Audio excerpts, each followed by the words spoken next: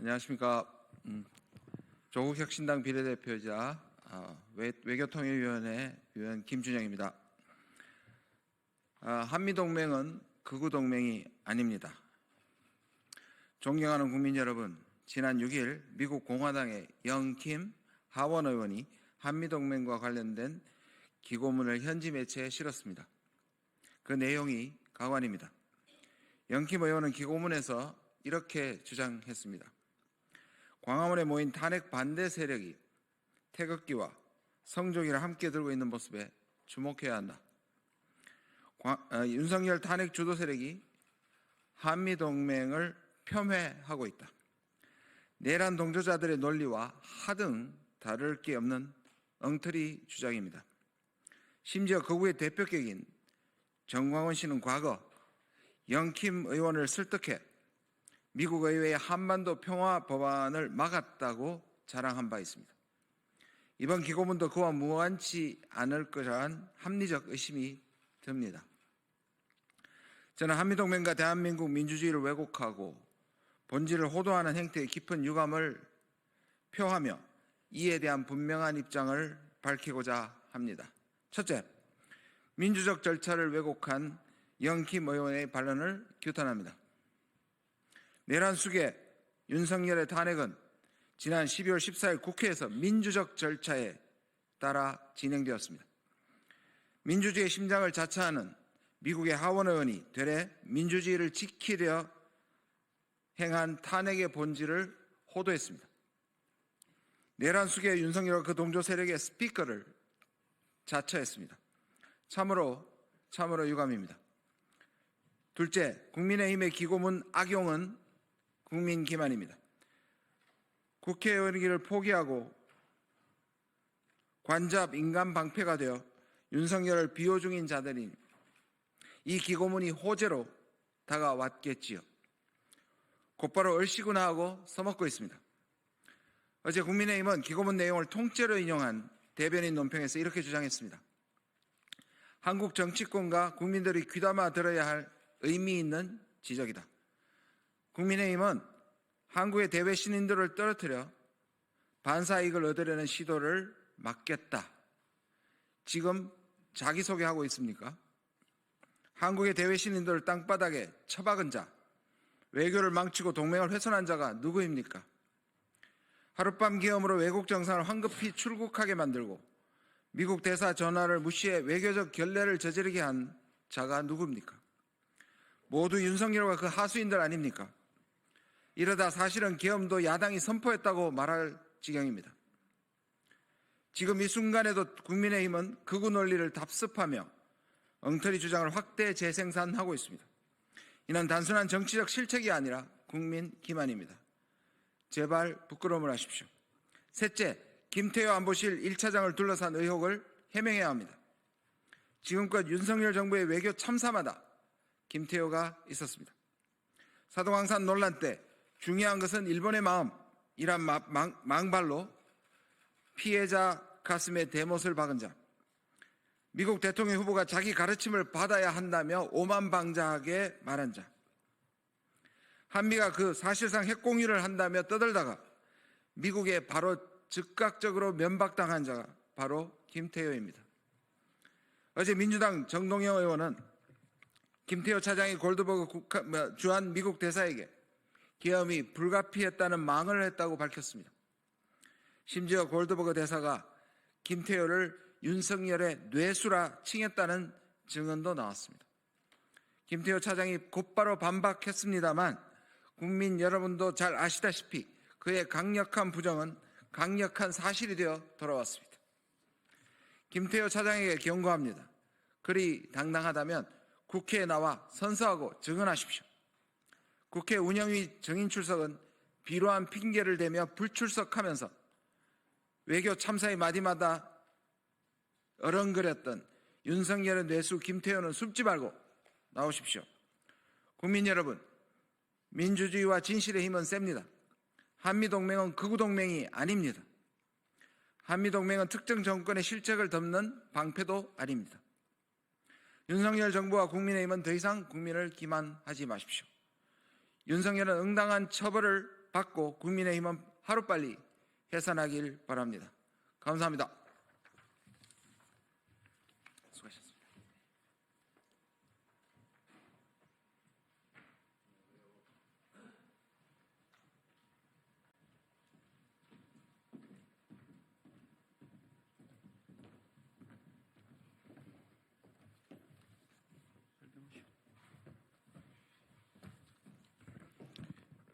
예, 안녕하십니까. 더불어민주당 외환유치 진상조사단의 간사를 맡고 있는 부승찬입니다. 오늘 드론사와 관련해서 저희가 이제 외환유치단에서 방문하기로 했으나 드론사에서 이를 불허했습니다. 이와 관련돼서 진상규명이 반드시 필요하다는 입장에 기자회견을 하게 됐습니다. 먼저 참석하신 분들 소개드리겠습니다. 더불어민주당 외환유치 진상조사단장을 맡고 계시는 정동영 의원님이십니다. 그리고 조사의원을 맡고 계시는 최현일 의원이십니다. 그리고 마지막으로 조사위원으로 활동하고 계시는 이광희 의원입니다. 지금부터 기자회견을 실시하도록 하겠습니다. 드론작전사령부 방문부로 외환유치 진상규명 방해 행위다. 국방부는 어제 평양 침투 무인기 의혹 해소를 위한 더불어민주당 외환유치 진상조사단의 드론작전사령부 방문 요청을 불승인했다.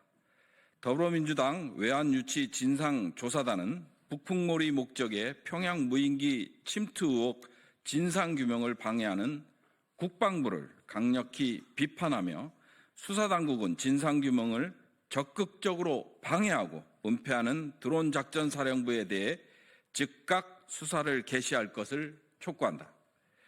더불어민주당은 드론작전사령부가 북풍을 일으키기 위한 목적으로 평양에 드론을 투입했다는 다수의 제보를 공개하며 진상규명을 요구해왔다.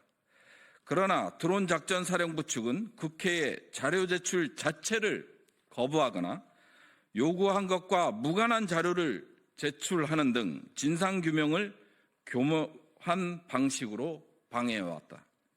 이에 진상조사단은 부실한 자료에 대해 상세한 설명을 청취하고 자료 제출의 사실 여부를 검증하기 위해 어제 드론작전사령부 현장 방문을 요청했다.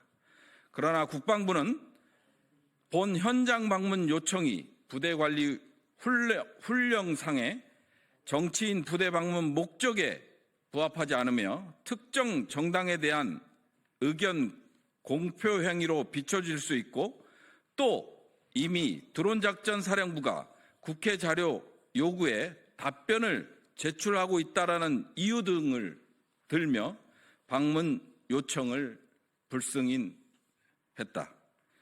그러나 진상조사단의 방문 목적은 평양 무인기 침투의 외환유치 의혹을 규명하기 위한 것으로 부대관리훈령 제141조 2항 3 군 관련 공적 업무 수행을 위한 방문에 해당된다고 할 것이다. 드론작전사령부가 국회 자료 요구에 답변을 제출하고 있다는 주장은 앞서 언급했듯 새빨간 거짓말이다. 더불어민주당 외환유치 진상조사단은 아래와 같이 평양 무인기 침투 4대 의혹이 규명되어야 한다고 주장하며 드론작전사령부가 그동안 어떻게 국회의 평양 무인기 침투 의혹 진상규명을 방해해왔는지 공개한다. 첫째, 윤석열 대통령 직속 비선라인이 주도했다는 의혹을 규명해야 한다. 군 관계자 제보에 따르면 지난해 봄 국가안보실 고위공직자가 드론작전사령부를 방문했다고 하며 여름에는 드론작전사령관이 용산을 방문해 국가안보실 등에 보고했다고도 한다. 드론작전사령부가 공식 명령 개선인 국방부와 합동참모본부를 건너뛰고 용산으로부터 평양 무인기 투입 지시를 받았다는 주장이다. 그러나 드론작전사령부는 국가안보실 인사의 사령부 방문 여부, 드론작전사령관의 용산 방문 여부와 같은 국회의 가장 간단한 사실관계 요청에 일주일 이상 응답하지 않고 있다.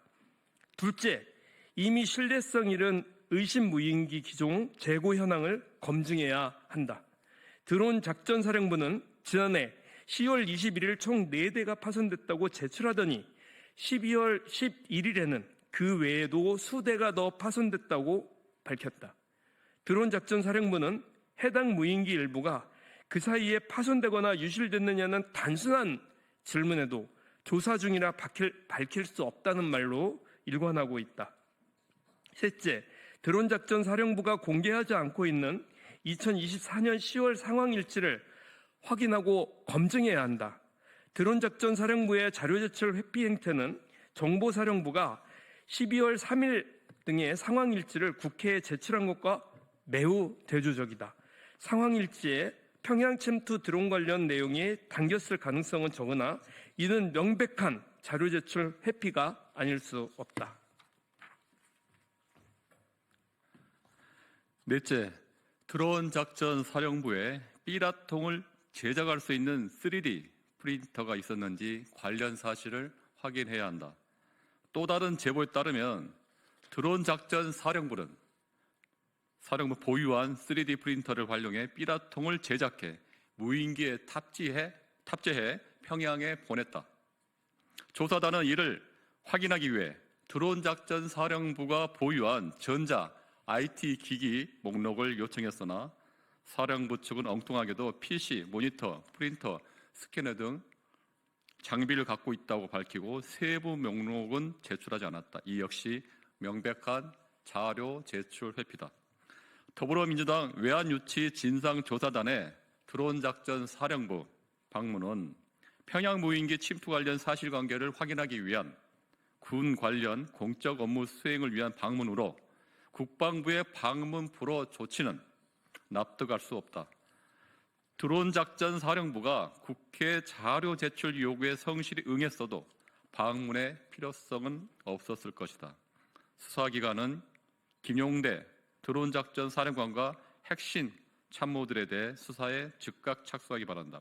2025년 1월 8일 외환유치 진상조사단 정동영 단장외 단원 1동.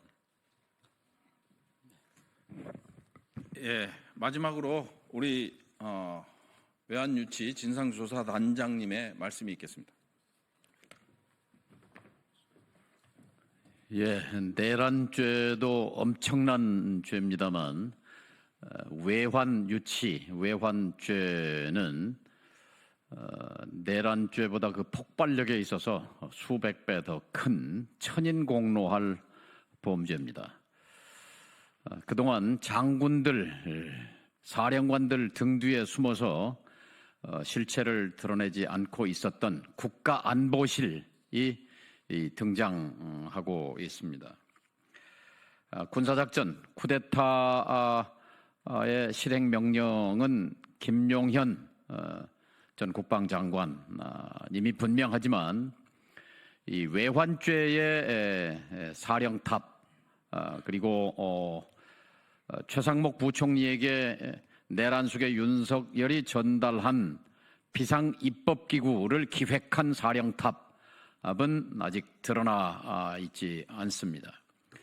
그 단초가 어제 이임한 골드버그 대사에게서 나왔습니다. 계엄 당일 밤 굉장히 급박한 상황에서 동맹국인 미국의 한국 주재 대사가 백방으로 국가안보실에 국정원에 외교부 장관에게 접촉을 시도했지만 모두 실패했습니다.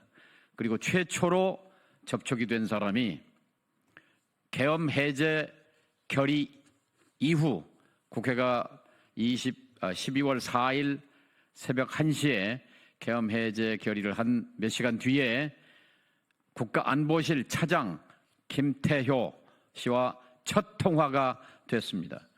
근데 첫 통화인즉 계엄 발령이 불가피했다는 강변이었습니다. 여기에 대해서 동맹국 대사로서 골드버그 대사는 굉장히 충격을 받았고 놀랐고 그리고 불쾌했다 하는 얘기를 핵심 인사에게 그대로 전했습니다.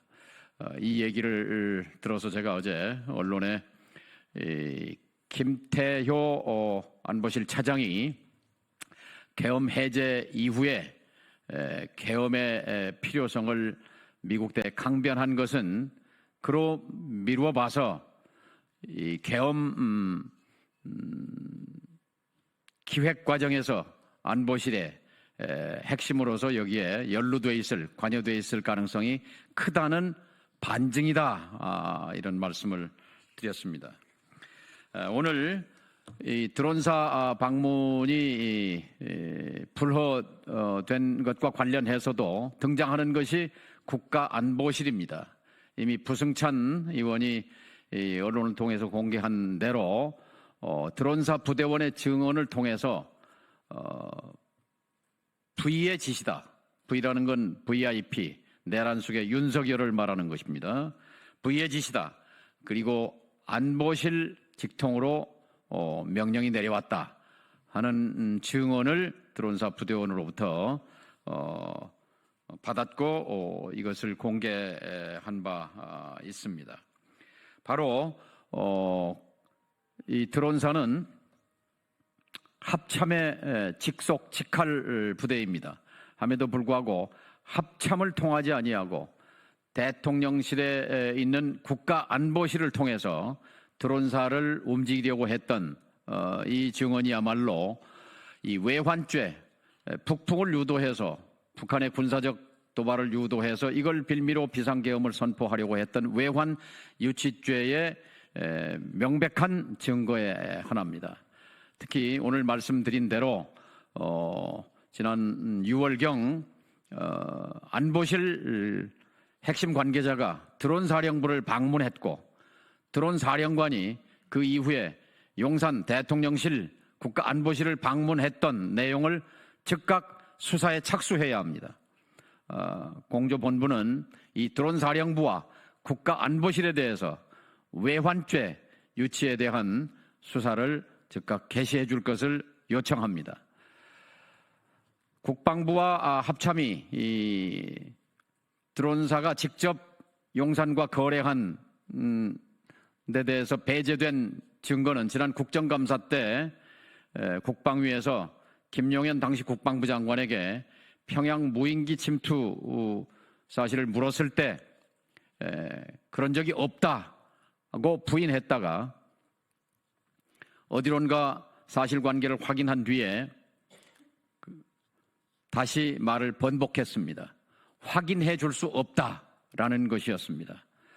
국방부와 합참을 배제하고 국가안보실이 직접 드론사와 밀통하면서 평양에 무인기를 보내서 군사적 도발을 유도하고 그것을 빌미로 계엄을 선포하려고 했던 이 외환 유치죄, 이 천인공노할 범죄의 진상이 속히 밝혀져야 한다 이렇게 말씀드립니다.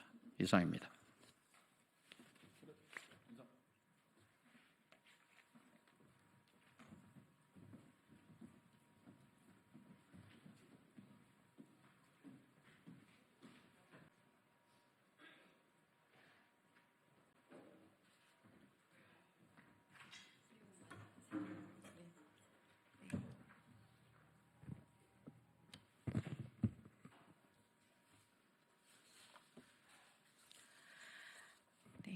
안녕하십니까. 더불어민주당 대변인 황정아입니다. 첫 번째 브리핑 시작하겠습니다. 공수처와 경찰은 윤석열의 체포에 대한민국의 명운이 걸려 있음을 명심하십시오. 오동훈 공수처장이 체포영장 집행 무산과 관련 국민께 사과하며 2차 영장 집행에 대한 각오를 밝혔습니다. 그 다짐을 이제 결과로 보여주시기 바랍니다. 내란 속의 윤석열과 경호처는 내란을 넘어 내전을 꿈꾸고 있습니다. 공수처는 내란 세력의 이러한 망상을 진압하고 법치와 헌정 질서를 바로 세워야 할 책무를 명심하시기 바랍니다. 헌정 질서를 전복하려는 반국가적 행위는 결코 용납될 수 없습니다. 정당한 법 집행을 방해한 경호처의 행태 역시 대한민국에 대한 반역입니다.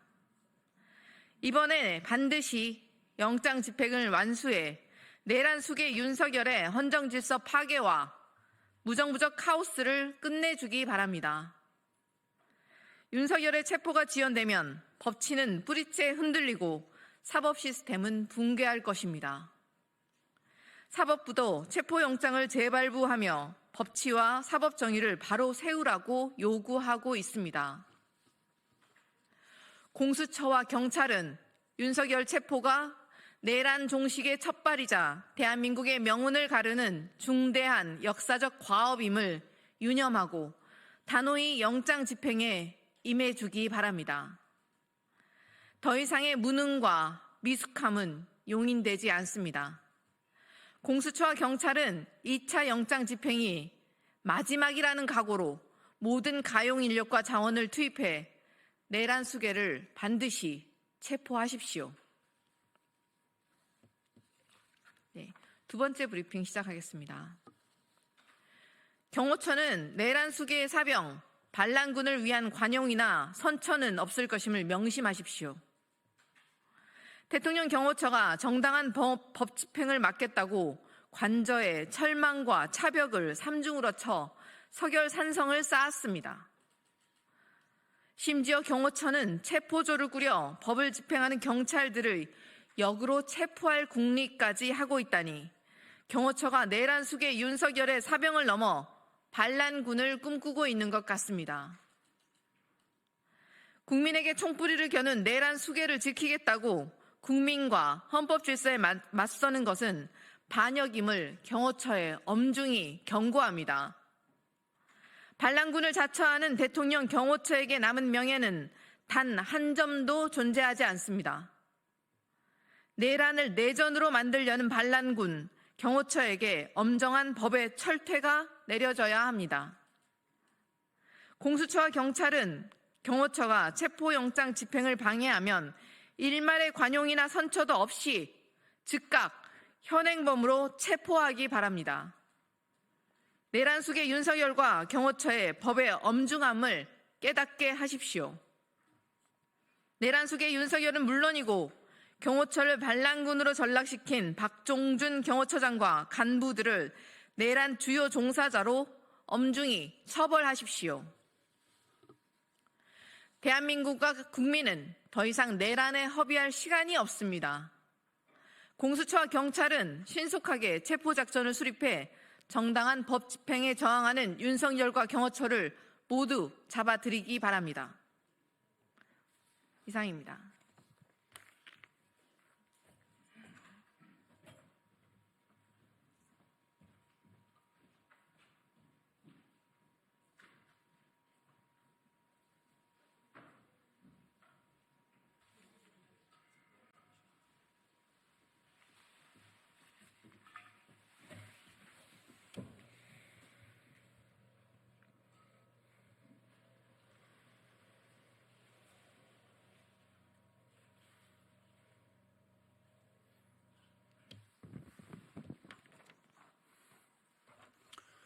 예, 시작하겠습니다. 진보당 수석 대변인 홍성규입니다. 두 가지 말씀 드리겠습니다. 첫 번째입니다. 내란 외환 수괴 윤석열에 대한 체포영장이 재발부되었습니다. 난동 세력은 몽둥이가 답입니다. 내란 외환 수괴 윤석열에 대한 체포영장이 다시 발부되었습니다. 당연한 조치이며 그 끝이 분명한 일입니다. 스스로 법 집행의 최일선에 섰던 검찰총장 출신임에도 지금은 보란듯 대한민국 헌정 질서를 노골적으로 능멸하고 있는 파렴치한 윤석열 내란 외환 일당의 말로는 분명합니다. 아무리 한남동 공간 주변을 차벽과 철조망으로 꽁꽁 봉쇄한들, 아무리 경찰의 출석 요구를 계속하여 거부한들, 1차 체포영장 집행에 나섰던 무려 150여 명에 이르는 대한민국의 공직자들을 무더기로 고발한들 한 줌의 반란군이 버틸 수 있는 자리는 이곳 민주공화국 대한민국에는 없습니다. 내란 사위 국민의힘 윤상현의 말을 그대로 빌어 돌려드리겠습니다. 난동 세력은 몽둥이가 답입니다. 이 와중에 윤석열의 도주 의혹까지 공개적으로 거론되는 상황입니다. 인간이 아무리 너절하고 비루하더라도 그 정도까지는 아니리라 믿고 싶습니다. 이제 곧 2차 체포영장이 집행될 것입니다. 경호처 직원이나 군인 및 경찰 등 무고한 우리 시민들의 피해가 절대로 없기를 바랍니다. 대한민국의 민주주의를 수호하는 상징이 된 키세스 동지들과 함께 흉악범 윤석열 체포의 마지막 순간까지 두 눈 똑바로 뜨고 지켜보겠습니다. 두 번째입니다. 노골적인 내란 선동 광고를 게재한 조선일보는 즉각 우리 국민들 앞에 무릎 꿇고 사죄해야 합니다. 헌법재판관들이 모조리 종북 좌파 편에서 불법 재판을 강행하고 있음이 드러났다. 애국 국민 후원 아래 윤 대통령은 일어나 반역 헌재 재판관을 토벌해야 한다. 검찰, 경찰, 좌파 언론이 한패거리가 되어 국가적 반란에 가담하고 있다. 차마 입에 담을 수 없는 이 끔찍한 내란 선동은 어제 조선일보 지면 전명 광고에 실린 내용들입니다. 그저 돈만 주면 그 무슨 내용이든 상관없습니까? 기사가 아니라 광고니 조선일보의 책임은 아니라고 발뺌할 수 있습니까? 국회와 우리 국민의 심장을 정조준하여 총뿌리를 다시 겨누라는 이 끔찍한 독촉에 이 참담한 내란 선동에 감히 표현의 자유를 갖다 붙이는 것은 어불성설입니다. 수괴는 윤석열이지만 지금까지 확인된 바대로 대한민국의 민주주의를 부정하는 내란 세력은 우리 사회 곳곳에서 준동하고 있습니다. 어제 관저 앞으로 달려가 인간 방패 역할을 자처한 국민의힘이 정치권에 도사리고 있다면 매일같이 가짜뉴스로 선동하는 극우 대형교회 기독교 세력이 종교계를 그리고 이명박 때부터 육성해온 극우 시민단체 및 유튜버들도 내란 세력의 한 축을 담당하고 있습니다. 어제 광고로만 보면 조선일보 또한 언론계의 내란 세력이라 해도 할 말이 없을 정도입니다. 광고가 게재된 경위에 대한 해명과 더불어 조선일보의 대국민 공식 사죄를 강력히 촉구합니다. 이상입니다.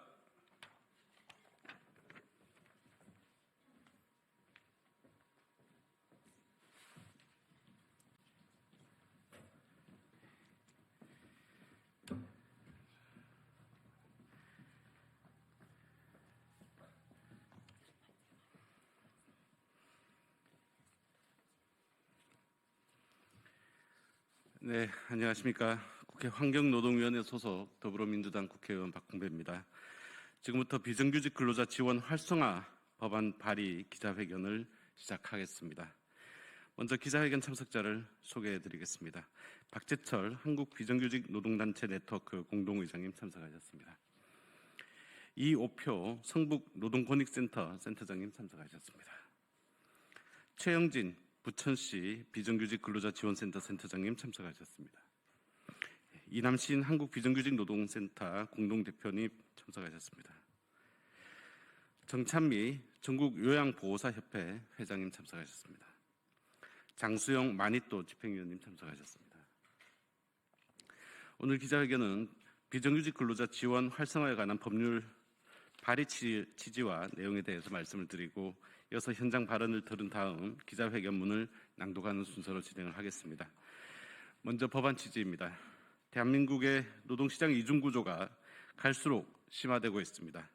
2024년 통계청 발표에 따르면 대한민국 비정규직 노동자는 845만 9천 명으로 전체 임금 근로자 대비 비정규직 근로자의 비율은 38.2%에 이르며 이는 역대 두 번째로 높은 수치입니다.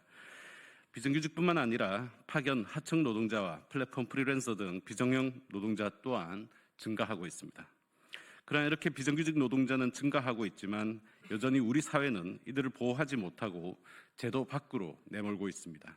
2024년 비정규직과 정규직의 임금 격차는 역대 최고치를 기록했고 노동자를 보호하겠다는 법과 제도는 비정규직을 포용하지 못해 낮은 임금과 열악한 근로조건, 불안정한 고용 형태를 방치하고 있습니다. 노동자의 보호망인 노동조합이 존재하지만 비정규직 노동자의 노동 가입률은 3%에 그칩니다.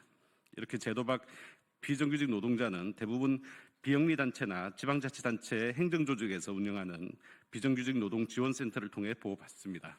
하지만 이에 대한 중앙정부의 책임이나 재정적 지원에 대한 법률상 근거가 없어 전적으로 지자체 예산에 따라 사업의 존폐가 결정되고 이들 센터들은 매년 예산이 삭감되지 않을까 하는 불안에 떨고 있습니다. 지자체가 재정난이나 정책 변경을 이유로 예산을 삭감해 사업이 중단되는 사례도 종종 발생하고 있습니다. 이렇게 불안정한 환경에서는 노동자의 권익 보호가 제대로 이루어지기 어렵습니다. 비정규직 노동자와 같이 취약한 국민을 보호하는 것이야말로 국가의 책임이며 의무이고 또 가장 시급한 민생 현안이라고 할 수 있습니다. 저는 지난 12월 중앙정부가 비정규직 노동자 지원에 대한 책임을 다해 안정적으로 사업을 운영할 수 있도록 법적 근거를 마련하는 비정규직 근로자 지원 활성화에 관한 법률을 발의하게 되었습니다. 법률안의 주요 내용에 대해서 간략하게 말씀드리겠습니다. 첫째, 비정규직 근로자의 권리에 대한 기본 원칙을 정립했습니다. 비정규직 근로자의 정의를 규정하고 비정규직 근로자가 안전한 환경에서 일할 권리, 인간으로서의 존엄과 가치를 보장받을 권리, 인권과 노동권을 존중받으며 차별 없이 일할 권리를 법에 명시했습니다.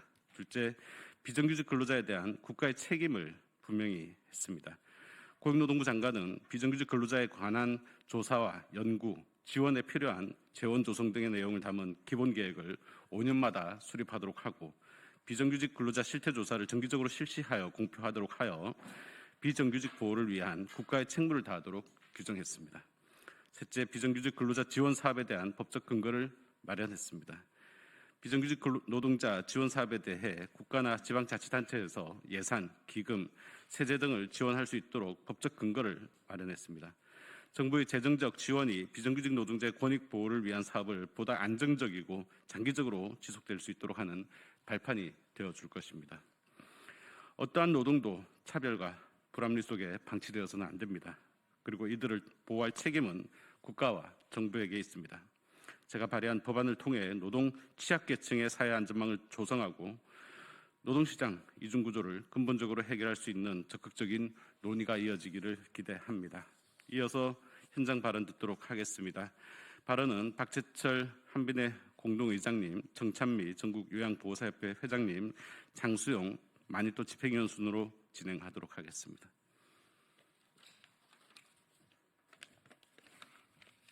안녕하십니까. 한국비정규직 노동단체 네트워크 공동의장 박재철입니다.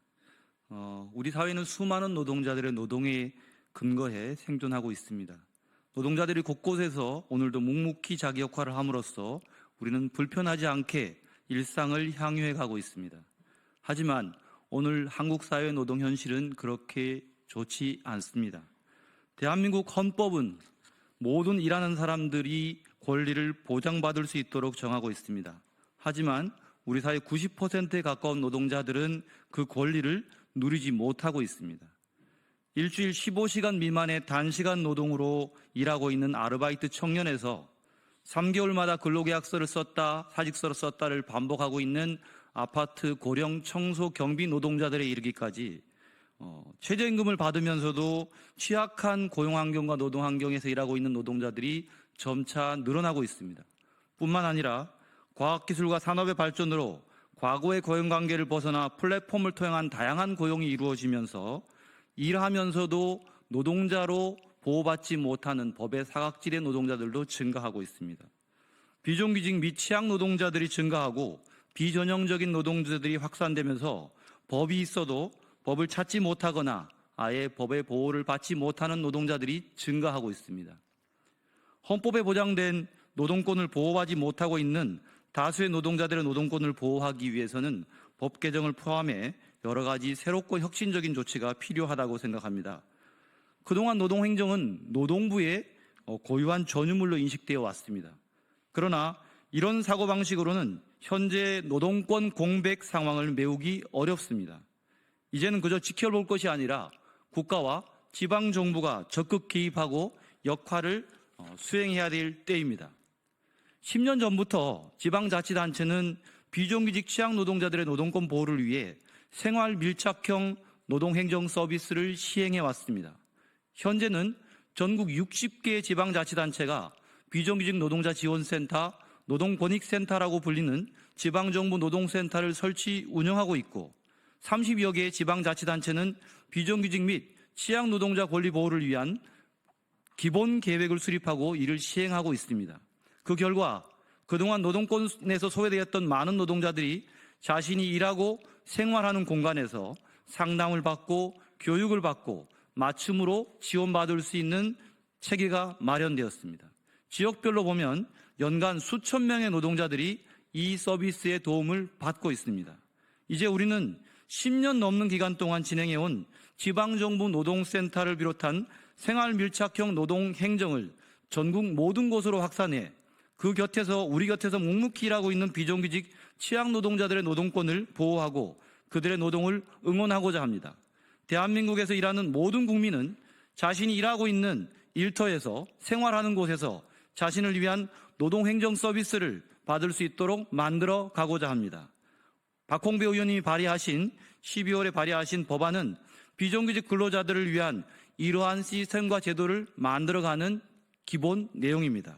이 법안은 우리 사회 90% 노동자들의 헌법적 기본권을 지켜내고 생존권을 지켜내기 위한 그간의 지방정부 노동행정의 성과를 기반으로 한 전국화의 사업입니다. 이를 통해서 좀 더 촘촘하고 실효성 있는 노동자 보호 방안이 마련될 수 있을 것이라고 기대하고 있습니다. 이 법안은 90% 노동자들의 노동권과 생존권이 걸린 문제입니다. 당리당략을 떠나서 모두가 이 법안에 함께 해 주시길 바라겠습니다. 고맙습니다.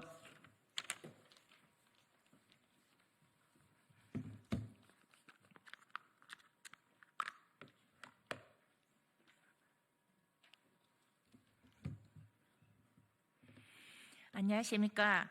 전국요양보호사협회장 정찬미입니다. 저는 전국 65만 요양보호사 중 비정규직 요양보호사의 한 사람으로서 요양보호사 비정규직 지원 활성화 법률안의 필요성에 대해 말씀드리고자 합니다. 우리나라에 65만 명의 요양보호사가 일하고 있지만 그중 80% 이상이 비정규직 호출형 단시간 노동자입니다. 요양보호사들은 가족을 대신해 어르신들을 돌보며 좋은 돌봄 사회를 만드는 데 기여하고 있지만 하루아침에 이용자나 센터의 사정으로 일자리를 잃은 일이 빈번합니다. 일자리를 보존하려면 부당한 대우와 인권 침해를 당해도 참고 견뎌야만 합니다. 집안의 중요한 행사에도 참여하지 못하고 어르신이나 보호자의 요구를 무조건 들어줘야만 일자리를 유지할 수 있습니다.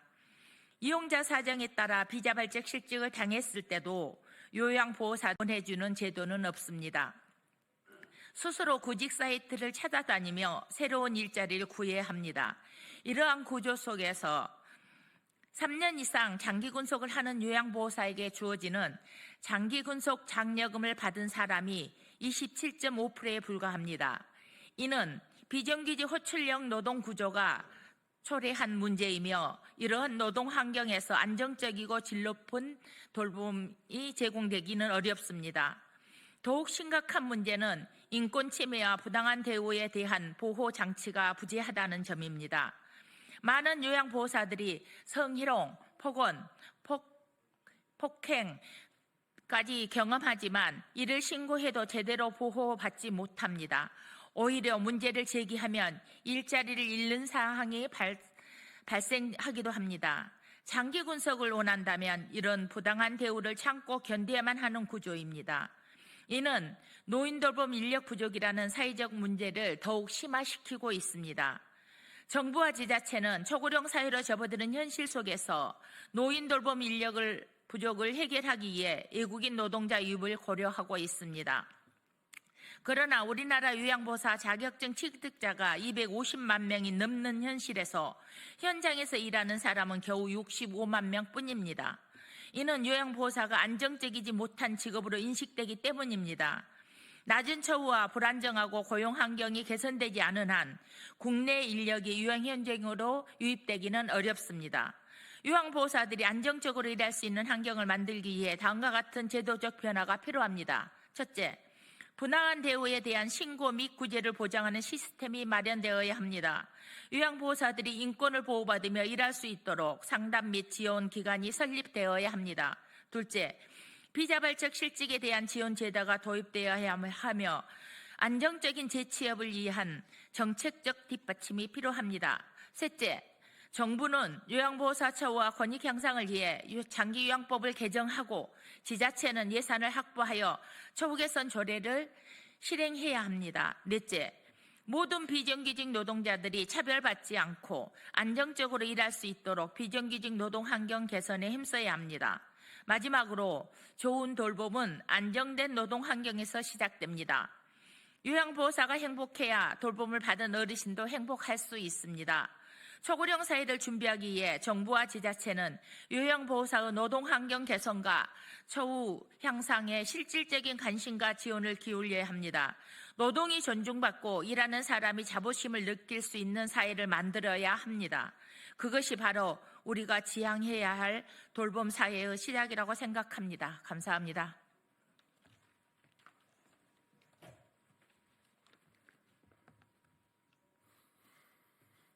안녕하세요. 저는 경기도 안산에서 온 24살 장수용이라고 합니다. 저는 2019년 가을 현장 실습으로 첫 노동을 시작했습니다. 현장 실습을 나간 지 일주일도 되지 않아 3개월 동안 충남 당진으로 파견되어 일하게 되었고, 고향을 떠나 새로운 곳에서 첫 노동은 참 어려웠습니다. 현장 실습생은 다른 지역으로 파견되면 안 되는 것도, 주말에 일하면 안 되는 것도 몰랐습니다. 그저 시키는 대로 일을 했습니다. 회사에서 어른들은 아무도 알려주지 않았고 그저 하라는 대로 따랐습니다. 처음으로 살던 동네를 떠나 파견을 나오고 기계 돌아가는 소리와 용접 불꽃 사이에 있다 보니 첫 회사 생활은 생각보다 너무 힘들고 외로웠습니다. 그러다 어느 날 주말에 일을 시켜서 미안하다며 하루 휴가를 주시겠다고 했습니다. 휴가날 학교를 찾아가 선생님께 이야기하고 나서야 주말 근무가 사라졌습니다. 한 달이 지난 뒤 현장 실습이 끝나고 취업으로 전환되었습니다. 취업을 하고 나니 아침 7시 반에 출근을 해 새벽 1시까지 일을 하게 되었습니다. 회사에서는 당연한 것이라 이야기하였고 저도 그때까지는 그게 당연한 것이라 생각했습니다. 하지만 지금은 달라졌습니다. 6년 전 그때 안산시 비정규직 노동자 지원센터를 만났기 때문입니다. 학교 전담 노무사로 만난 비정규직 센터의 노무사님과의 인연을 통해 많은 것들이 바뀌었습니다. 비정규직 노동자 지원센터에서는 현장 실습과의 첫 노동의 어려움이 저 혼자만 느낀 게 아닌 것을 깨닫게 해줬습니다. 그리고 이런 청년 노동자들을 믿고 지지해주는 비정규직 센터 덕분에 70여 명이 모여 안산시의 특성화고 졸업 청년 노동자 모임인 마니또를 만들게 되었습니다. 청년 모임 마니또에서는 많은 친구들이 회사에서 부당한 대우를 받고 임금 체불과 산재 등 좋지 않은 일이 생겼을 때 비정규직 센터에 계신 분들과 노동법의 도움으로 회사에서 만난 부당한 일들을 바로 잡을 수 있었습니다. 비정규직 센터가 하는 다양한 활동에 참여하면서 좋은 이웃들, 지역의 선배 노동자들의 만남을 이어졌었고, 퇴근 후에 지치지 않고 다양한 동아리 활동도 하고 많은 체험도 할 수 있었습니다. 마니또 친구들은 글쓰기나 축구에서부터 경제 연구 동아리까지 총 9개의 동아리를 만들어 활동하고 더 이상 힘든 노동에 묻혀 일상을 반복하고 천떡꾸러기 노동자로 살아가는 게 아니라 함께 모여 서로 하고 싶은 취미 활동이나 봉사 활동 같은 일터의 고민들을 나누며 자기 개발도 하고 있습니다. 그리고 때로는 저희 생각과 목소리를 전할 수 있는 무대에 서기도 했습니다. 작년부터 저는 비정규직 노동자 지원센터의 친구 도움과 마니또에 있는 친구들과 함께 현장 실습생들을 위한 안내 책자를 만들어 배포하였고, 지역에서 똑같은 경험을 하게 될 현장 실습생 후배들에게 도움이 되기 위해 법률 강좌도 듣고 온라인 상담을 준비했는데요. 저는 이미 겪었고 마니또 친구들도 겪었지만 또 다른 청년 노동자, 현장 실습생 친구들은 일터에서 부당한 일들은 만나지 않았으면 좋겠습니다. 그리고 만약 부당한 일이 생기더라도 옆에서 도와줄 수 있는 분들이 많이 있었으면 합니다. 저희 마니또 친구들이 비정규직 센터의 도움을 받은 것처럼 다른 지역에 계신 청년 노동자들도 이렇게 도움을 받을 수 있는 곳이 있었으면 좋겠습니다. 일하다가 부담 없이 찾을 수 있고 언제든 연락을 해서 도움을 받을 수 있는 곳, 서로의 경험을 나누고 또 누군가의 도움을 줄 수 있는 사람으로 성장할 수 있는 곳, 비정규직 노동자 지원센터처럼 전국에 곳곳에 생겼으면 좋겠습니다. 감사합니다.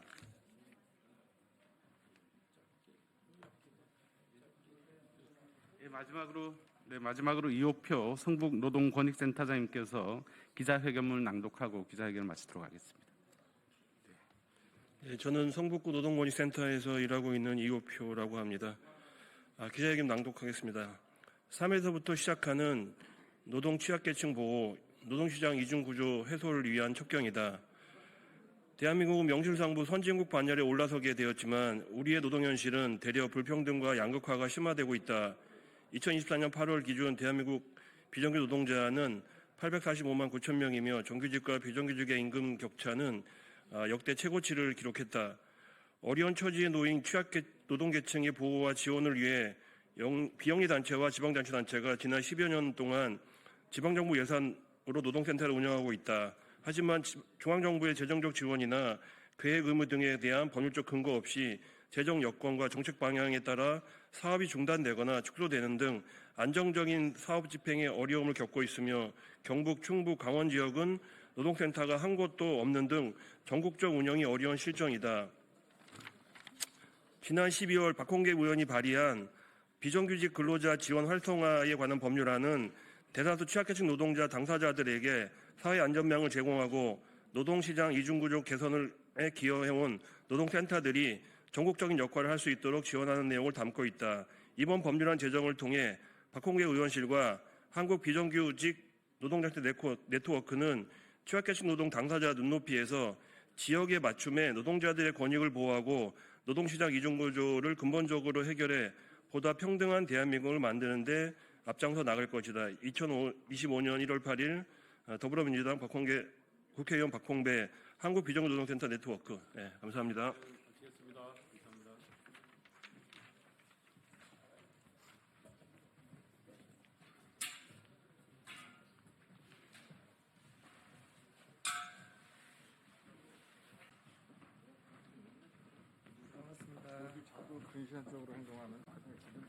안녕하세요.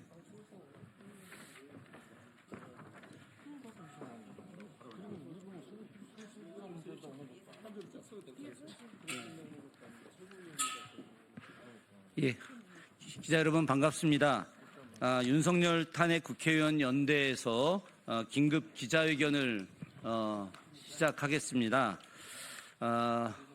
여러분 너무 잘 아시다시피 내란 속에 윤석열이 한남동 관저에 숨어서 나오지 않고 있고 국민의힘 44명의 의원들은 내란 수계를 비호하고 있습니다. 경호처는 내란 수계를 계속 도피시키고 있습니다. 이런 말도 안 되는 상황들이 벌어지고 있습니다. 공수처 체포영장 연기했음에도 불구하고 아직도 내란 수계범 체포하지 못하고 있습니다. 이와 관련해서 윤석열 탄핵을 일찍부터 부르짖어왔던 국회의원 연대가 오늘 긴급 기자회견을 하도록 하겠습니다. 오늘 기자회견에 참여하신 의원님들 굉장히 많이 오셨는데 소개해드리도록 하겠습니다. 맨 끝에 김정호 의원님 오셨습니다. 문금주 의원님 오셨습니다. 이혜민 의원님 오셨습니다. 정춘생 의원님 오셨습니다. 장종태 의원님 오셨습니다. 강경숙 의원님 오셨습니다. 황운하 의원님 오셨습니다. 윤종호 의원님 오셨습니다. 한창민 의원님 오셨습니다. 김재원 의원님 오셨습니다. 그 뒤에 김준형 의원님 오셨습니다. 이광희 의원님 오셨습니다. 이강일 의원님 오셨습니다. 예, 전종덕 의원님 오셨습니다. 박수현 의원님 오셨습니다. 예, 정혜경 의원님 오셨습니다. 예, 이성윤 의원님 오셨습니다. 예, 순서 말씀드리도록 하겠습니다. 황운하 공동대표님께서 말씀해 주시고 윤종호 공동간사님 진보당 대표님 말씀해 주시고 한창민 의원님 말씀해 주시고 기자회견문은 박수현 대표님께서 낭독해 주시도록 하겠습니다. 예, 황운하 대표님. 예.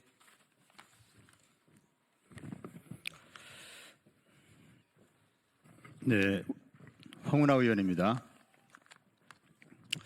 내란 사태가 종식되지 않고 장기화되고 있습니다. 국격이 날로 추락하고 있고 또 서민 경제가 망가지고 있습니다. 그 1차적인 책임은 국정수습의 최고 책임을 맡고 있는 최상목 권한대행에 있다 할 것입니다. 최상목 권한대행은 이 중요한 시기에 지도자로서 판단하고 결정하고 선택하고 해야 할 위치에 있음에도 불구하고 그 책임을 방기하고 있습니다. 합법적으로 무기를 휴대한 두 기관인, 그것도 중화기로 무장한 두 기관인 경찰청과 경호처가 충돌이 일어날 수도 있는 상황을 방치하고 있습니다. 매우 무책임한 처사입니다. 최상목 대행의 책임 있는 자세를 촉구합니다. 경호처는 지금이라도 오판을 중단하고 법원이 발부한 영장 집행에 협조하길 바랍니다. 법원이 발부한 체포영장 집행은 경호의 영역이 아닙니다. 체포영장 집행을 경호 대상에 대한 우회로 판단하는 것은 대단한 오판입니다. 이런 오판은 결국 경호처의 해체를 불러올 것입니다. 경호처의 폐지를 불러올 것입니다. 경호처는 올바른 판단을 하기 바랍니다. 지금의 내란 사태 장기화에 여러 책임 중에 무거운 책임을 안고 있는 또 한 명이 바로 오동훈 공수처장입니다. 굉장히 무능하고 무책임한 모습을 보였습니다. 이제 체포영장이 재발부되었기 때문에 이번에야말로 국수본과 잘 협의해서 추호의 빈틈도 없이 완벽하게 집행계획을 세워서 체포영장 집행에 반드시 성공해야 할 것입니다. 경찰청 국수본에도 한마디 얘기합니다. 집행계획을 잘 세워서 변수 없이 인내작전, 고사작전 등 다양한 작전을 세울 수 있겠습니다. 충분한 경찰력을 투입해서 안전하게 체포영장을 집행해 주길 바랍니다. 마지막으로 국민의힘 의원들에게 한마디 하겠습니다. 국민의힘 의원들은 도대체 어떻게 하겠다는 겁니까? 윤석열의 직무 복귀를 바라는 겁니까? 윤석열의 직무 복귀 후에 대한민국이 어떻게 될 것인지 생각이나 해봤습니까? 국민의힘 의원들의 각성을 촉구합니다. 국민의힘 의원들은 한 번 더 윤석열에게 달려가는 순간 특수고무집행방해 현행범으로 체포될 것이라는 것을 명심하기 바랍니다. 이상입니다.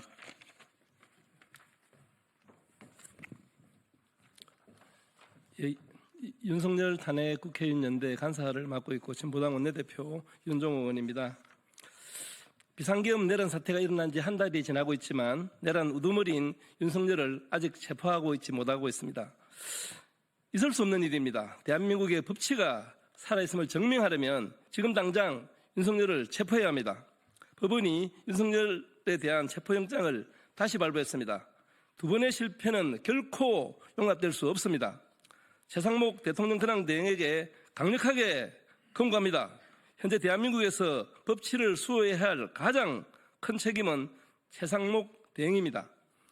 또다시 1차 집행 때처럼 기관이 알아서 할 일이라는 태도를 보인다면 이는 법치를 수호할 의지가 없다는 것으로 국민은 판단할 것입니다. 최상목 대행의 말처럼 국민과 역사의 평가를 더럽게 여긴다면 법원의 체포영장이 제대로 집행될 수 있도록 대행의 권한을 행사하기를 거듭 요청합니다. 내란 우두머리 윤석열과 경호처의 불법 행위를 또다시 묵과한다면 엄중한 책임을 지게 될 것입니다. 국민은 정권에 반대한 사람들을 모조리 탄압해왔던 공권력이 내란을 획책한 우두머리를 체포조차 하지 못하고 있는 것에 대해 커다란 분노를 느끼고 있습니다.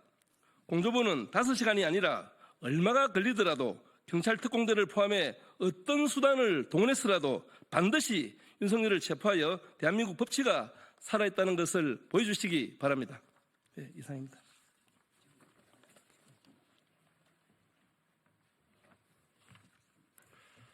사회민주당 대표 국회의원 한창윤입니다. 지금 내란 속의 범죄자 윤석열은 어디에 숨어 있습니까? 그를 숨기는 자 누구이고 그와 함께하는 내란 잔당은 누구입니까? 국민들이 온전히 두 눈으로 똑똑히 지켜보고 있습니다. 국민들에게 총칼을 들이대려 했던 내란 수괴가 아직도 버젓이 법망을 피해서 있다는 것은 대한민국의 수치입니다. 국민들은 한 달이 넘도록 내란 불면증에서 벗어나지 못하고 있습니다. 하루하루가 무력하고 불안하고 분노의 시간을 보내고 있습니다. 대한민국은 법치국가이자 헌법을 제대로 준수해야 할 민주공화국입니다. 이제 더 이상 시간이 없습니다. 국민을 위해서 그리고 대한민국을 위해서 민생과 민주주의와 경제를 위해서 하루빨리 내란 수괴 윤석열을 체포해야 합니다. 공수본을 비롯해 국수본과 공수처는 이번에는 결코 체포에 실패해서는 안 됩니다. 다시 한번 실패한다면 지금의 내란 사태는 더욱 지속될 것이고 국민들의 불안은 더욱더 가중될 것입니다. 이제 우리가 해야 될 것은 법에 따라서 명확하게 만인이 평등하는 대한민국을 만드는 길입니다. 적극적으로 나서서 이 내란범들이 더 이상 준동하지 않도록 해주시길 바랍니다. 국민들이 똑똑히 지켜보고 있습니다. 이제 대한민국을 살릴 모든 책임은 국가기관이라는 것을 잊지 말기 바랍니다. 이번 체포가 실패하지 않도록 모두가 최선을 다해 주시길 부탁드립니다. 고맙습니다.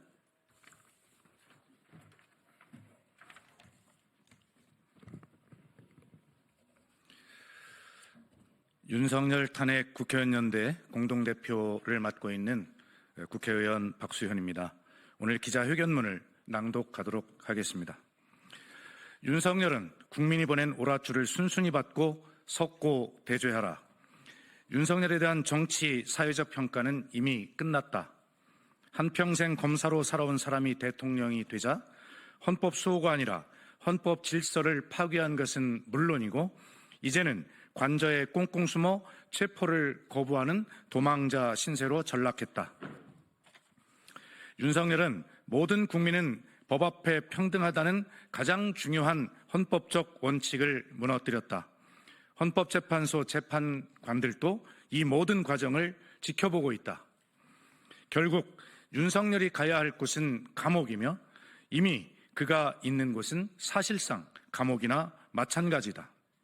윤석열도 비루하지만 비상계엄 사태와 내란이라는 중대 범죄를 저지른 자를 처리하는 과정에서 그의 체포에 실패한 것은 무엇보다 공수처의 책임이 크다.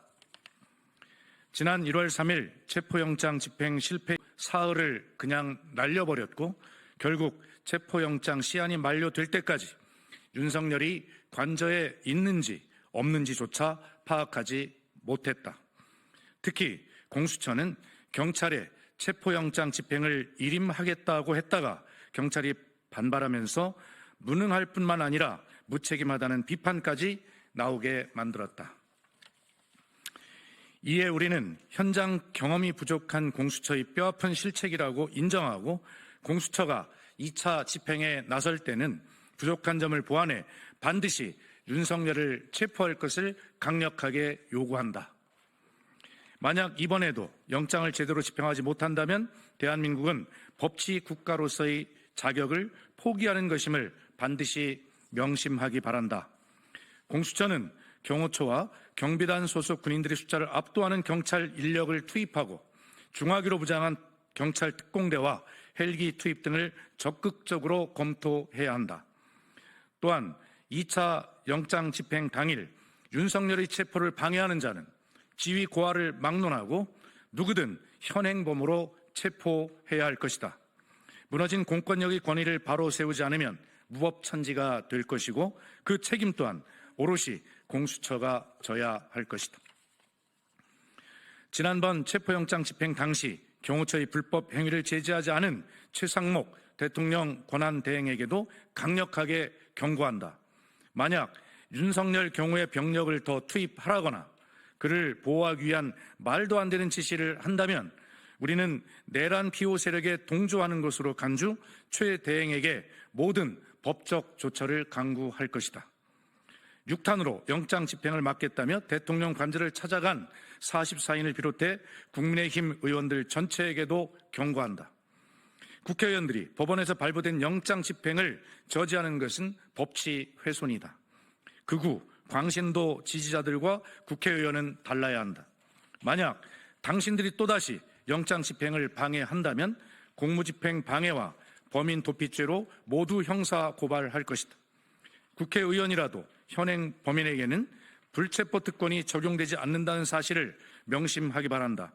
지금은 누가 헌법을 지키는 사람이고 누가 헌법을 파괴하려는 사람인지 국민들은 다 알고 있다. 결국 윤석열은 탄핵될 것이며 평생을 감옥에서 썩게 될 것이다. 윤석열 당신은 대통령이 되기 전 한 예능 프로에 출연해 잘했든 잘못했든 국민 앞에서 숨지 않겠다고 공언했던 사람이다. 관저에 숨어 차벽을 세우고 군인과 경호원들에게 법치 질서를 위반하라고 지시하는 자신의 모습을 되돌아보라. 정말 부끄럽지 않은가? 말도 안 되는 가짜 뉴스와 무지한 지지자들 뒤에 숨어 더 이상 도망 다니지 않기를 진심으로 바란다. 국민들이 보낸 오라줄을 순수하게 받는 모습만이 당신이 저지른 일에 대한 최소한의 사죄 표시임을 명심하라. 2025년 1월 8일 윤석열 탄핵 국회의원 연대 1동 이상입니다. 하시죠. 여당 속에 윤석열을 즉각 체포하라. 체포하라. 체포하라. 체포하라. 국민이 요구한다. 즉각 체포하라. 체포하라. 체포하라. 체포하라. 예, 이상으로 기자회견 마치겠습니다. 고맙습니다. 예, 의원님들 모두 수고하셨습니다.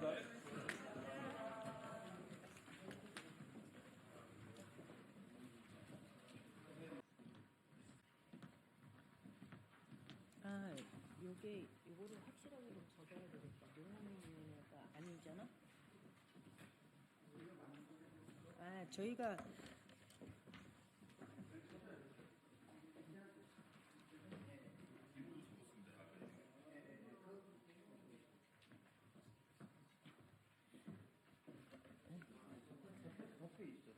네네.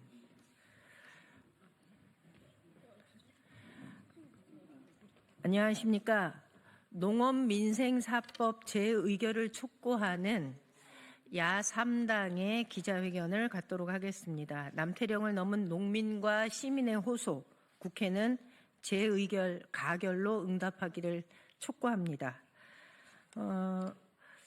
저는 더불어민주당 전국농어민위원회 위원장 임미애입니다.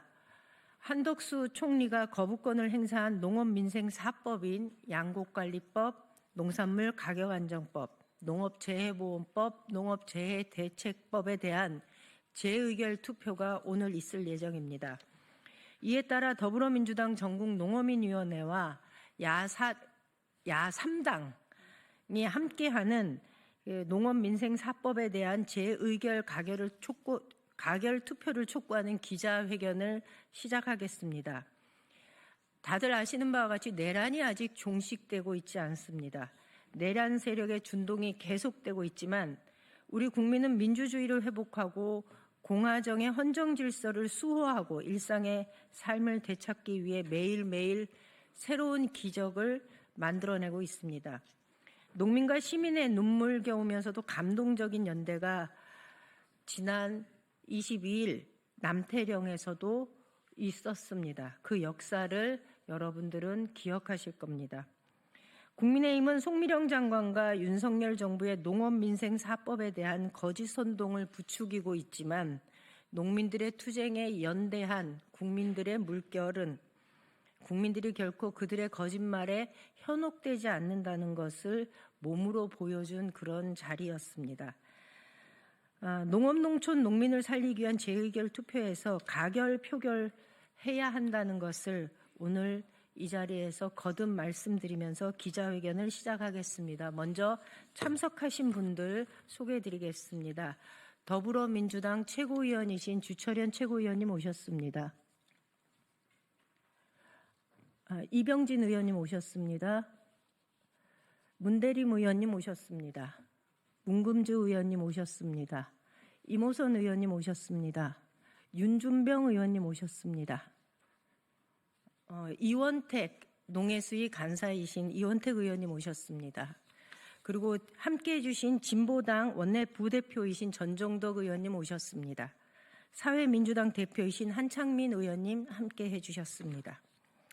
먼저 각 야3당 대표의 모두 발언을 듣도록 하겠습니다. 먼저 더불어민주당 이원택 의원님의 규탄 발언을 듣겠습니다.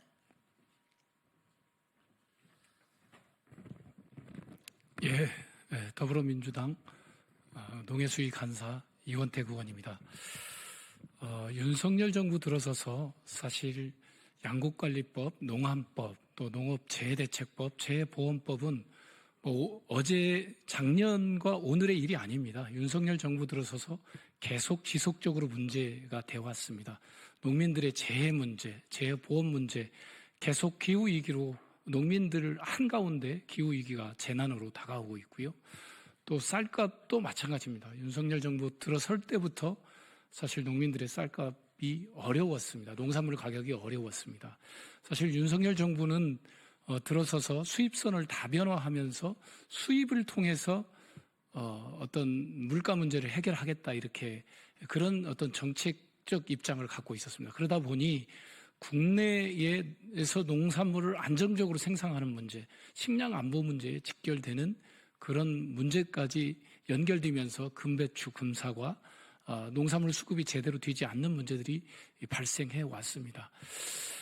정황근 장관은 사실 쌀값 20만 원은 양곡법이 없어도 자기네들이 지켜내겠다 이렇게 얘기를 했고 윤석열도 20만 원 선을 회복하겠다 이렇게 얘기를 했지만 올해 쌀값은 18만 4,700원으로 수매가가 결정이 나 있습니다. 아마 올 농민들은 혹한기에 혹한기적인 농업소득으로 상당히 어려운 삶을 살아가게 될 겁니다.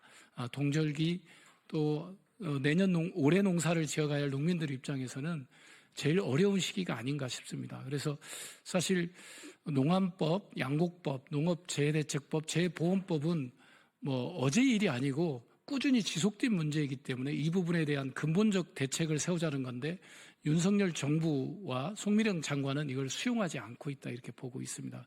농민들의 민생 문제이기 때문에 더 이상 지체할 수 없는 상황이다 이렇게 보고 있습니다.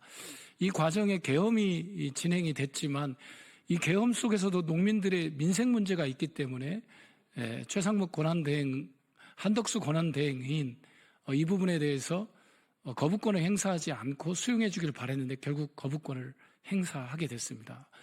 그래서 저희들이 한덕수 권한대행과 송미령 장관에 대해서 규탄과 책임자에 대한 사퇴를 요구해왔고 한덕수 총리는 결국 탄핵이 되었습니다. 이제 마지막 재투표 순간에 와 있습니다. 국민의힘 국회의원 여러분, 지금 농민들한테 직면해 있는 엄중한 현실을 좀 직시하시고 제2투표에서 이 사법을 통해서 국가가 어려운 혼란 속에서도 농민들이 지속 가능한 농업을 펼칠 수 있도록 선택을 해 주셨으면 좋겠다는 말씀 드리겠고요.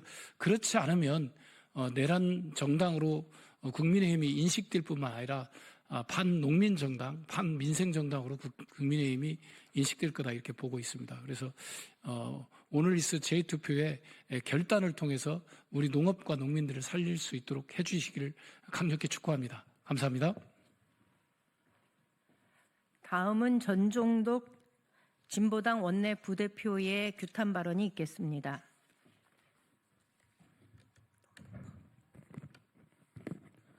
진보당 원내 부대표 전종덕입니다. 오늘 농업민생 4법은 반드시 재의결되어야 합니다. 윤석열 내란범이 국가 공권력을 유린하며 국민을 향한 내전을 자행하고 있습니다. 국민의 먹거리며 생명줄인 농업과 농민에게도 내전을 하고 있는 것이 아닌가 싶습니다. 45년 만에 최대 폭락 사태를 야기한 쌀값 하락은 과잉 공급이 그 원인이 아니라 윤석열 정부의 농업 방치, 농업 말살이 만들어진 인재입니다. 107년 만에 폭설로 무너진 농토에서 절망하는 농민들에게 윤석열과 송미령 장관이 했던 행위는 농민들의 손을 야물차게 뿌리치는 비수와 같은 악담과 국가 책임을 거부하는 거부권 행사였습니다. 이에 대해 윤석열 정권과 송미령 장관은 식량 안보와 농민의 영농권을 침해하는 강압적 쌀 재배 면적 감축까지 강행하고 있습니다. 세계는 기후위기와 국제 정세의 불안을 극복하기 위해 국가 책임 농정과 식량 안보 강화를 위해 앞다투어 대책을 내놓고 있는데 윤석열과 송미령 장관은 농민 위에 그리고 국민 위에 군림하고 이에 역행하고 있습니다. 이제 윤석열 정권과 송미령 장관은 모든 국정에서 국민의 명령대로 물러나야 합니다. 국민의힘 또한 일말의 양심이 있다면 농민들이 농사지을 권리, 국민의 먹거리 기본권을 보장하는 농정 개혁을 통한 사회 대개혁에 적극 동참해야 합니다. 농업민생사법에 찬성하는 것이 그 첫 시작일 것입니다. 이는 권고가 아니라 명령임을 다시 한번 경고하는 바입니다. 고맙습니다. 다음은 한창민 사회민주당 대표의 규탄 발언이 있겠습니다.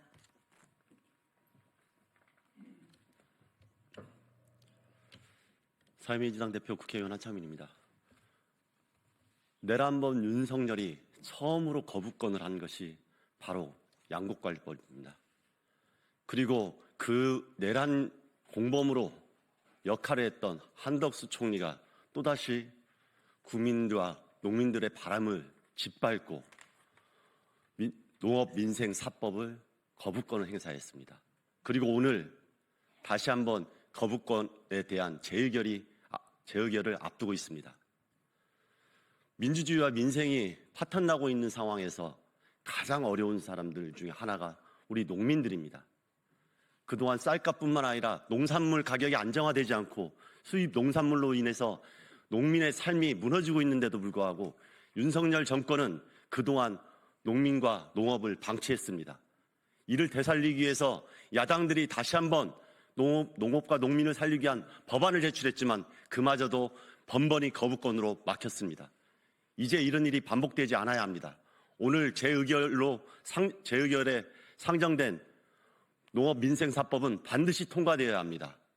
일말의 양심이 있다면 국민의힘 의원들도 내란 잔당을 벗어나기 위해서라도 반드시 이 법에 찬성을 해야 됩니다. 그것만이 국민을 살리고 민생을 살리고 농업을 살리고 농촌을 살리고 농민을 살리는 길입니다. 간곡하게 호소드립니다. 이 내란 상황에서도 우리 국민들을 살려야 합니다. 오늘 재의결에 모든 국회의원들이 적극적으로 찬성 투표해 주시길 간절히 호소합니다. 이상입니다. 노동자들은 자신들이 가지고 있는 무기가 파업권입니다. 그들의 임금과 관련해서 노동 처우와 관련해서 그들의 목소리를 관철을 하기 위해서 노동자들은 파업이라는 투쟁의 형태를 선택합니다. 저는 농사짓는 국회의원으로서 가끔 이런 생각을 합니다. 농사짓기를 포기하기를 바라나? 농민들이 농사짓는 걸 모두 다 거부하면 정부는 과연 농민들의 목소리에 귀를 기울일까? 그 정도로 절박한 상황에 농민들은 몰려 있습니다. 대한민국이 선진국으로 나아가는 그 디딤돌에는 농업, 농촌, 농민들의 희생이 그 바닥을 깔고 있다는 것을 여기 계신 분들도 기억해 주시기를 바랍니다. 다음은 기자회견문 낭독이 있겠습니다.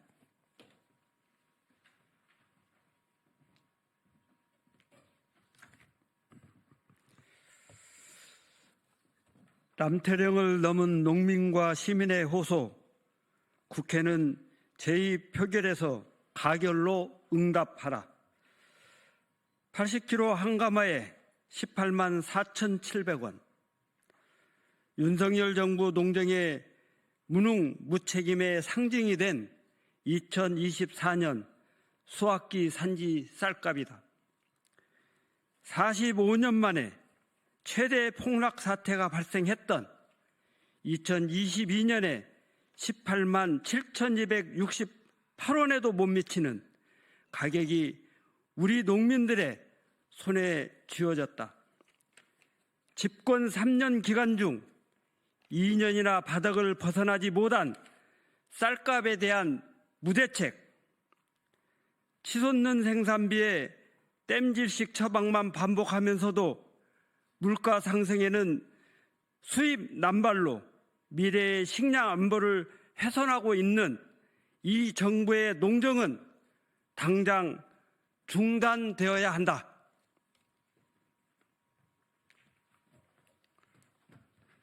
(12.3) 내란 시도로 자신의 정치적 무능을 감추고 독재를 꿈꿨던 윤석열의 음모에 우리 농민들은 내란 수계 체포와 농정 개혁을 요구하는 트랙터 투쟁으로 맞섰다. 그리고 빛의 혁명으로 친위 구테타를 막아내고 민주주의를 지켜낸 시민들은 남태령으로 집결해 약자들의 차별 없는 연대가 얼마나 강력한지를 보여주었다. 이제는 우리가 남태령의 승리를 넘어 농민이 농사 지을 권리, 국민의 먹거리 기본권을 보장하는 농정 개혁을 통해 사회 대개혁에 동참해야 한다.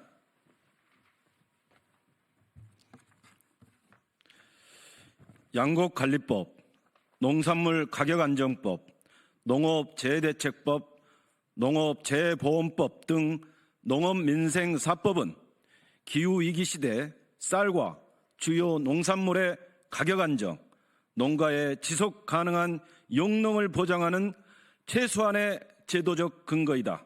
오늘 국회에서 재의결을 통해 농업민생사법의 개정을 완수하는 것은 윤석열 농정을 완전히 폐기하고 농정개혁의 첫 걸음을 떼는 중요한 시작이 될 것이다.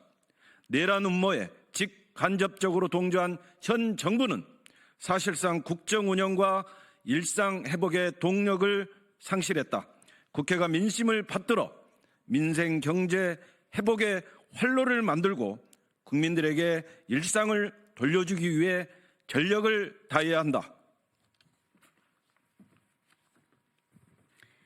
이에 우리는 오늘 본회의를 통해 농업민생사법을 포함해 8개 법안에 대해 재의결을 앞둔 시점에서 다음과 같이 요구한다. 하나, 내란 동조도 모자라 윤석열의 방탄에 나서고 있는 국민의힘에 요구한다. 야당 주도로 11월 28일 국회를 통과한 농업민생사법은 농업 현장과 국회가 합의한 최우선 민생 법안이다. 재의결로 법 개정이 완수될 수 있도록 적극 협력하라.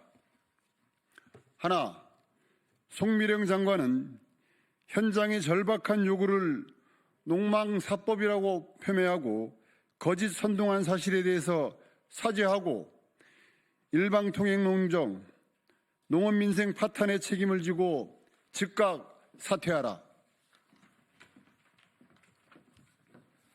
하나, 내란 수계 윤석열에 대한 처벌과 파면을 촉구하는 국민적 요구는 수입농정, 물가 중심으로 대변되는 윤석열 정부 농정에 대한 국민들의 준엄한 심판이라 할 것이다.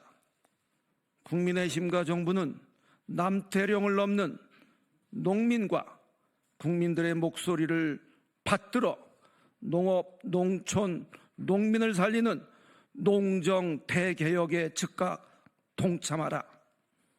만일 국민의힘과 정부가 남태령 넘어 농정개혁과 사회 대개혁을 요구하는 농심과 민심을 무시하고 재의결을 무산시킨다면 내란 동조 정당, 내란 공범으로 해산과 처벌만이 기다릴 것임을 엄중히 경고한다. 2025년 1월 8일 국회 농림축산식품수산위원회 민주당 진보당 위원 더불어민주당 어기구 이원택 주철현 서삼석 송옥주 윤준병 이모선 문금주 문대림 이병진 임미애 위원 진보당 원내부대표 전전덕 위원 사회민주당 한찬민 위원 일동.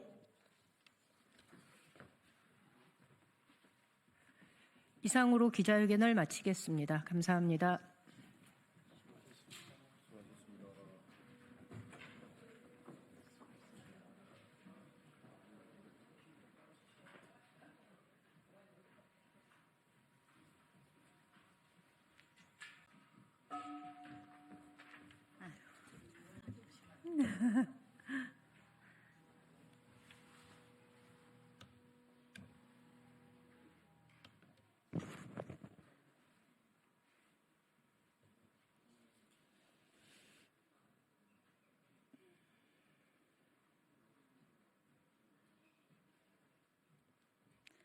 예, 진보당 원내대변인 정혜경입니다.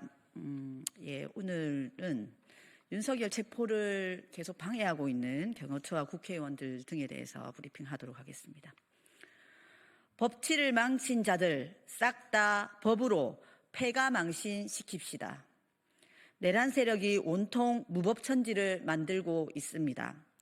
윤석열이 체포영장을 무력으로 막고 결사항전에 돌입하자 강기 어린 내란 세력들이 일제히 준동하고 있습니다.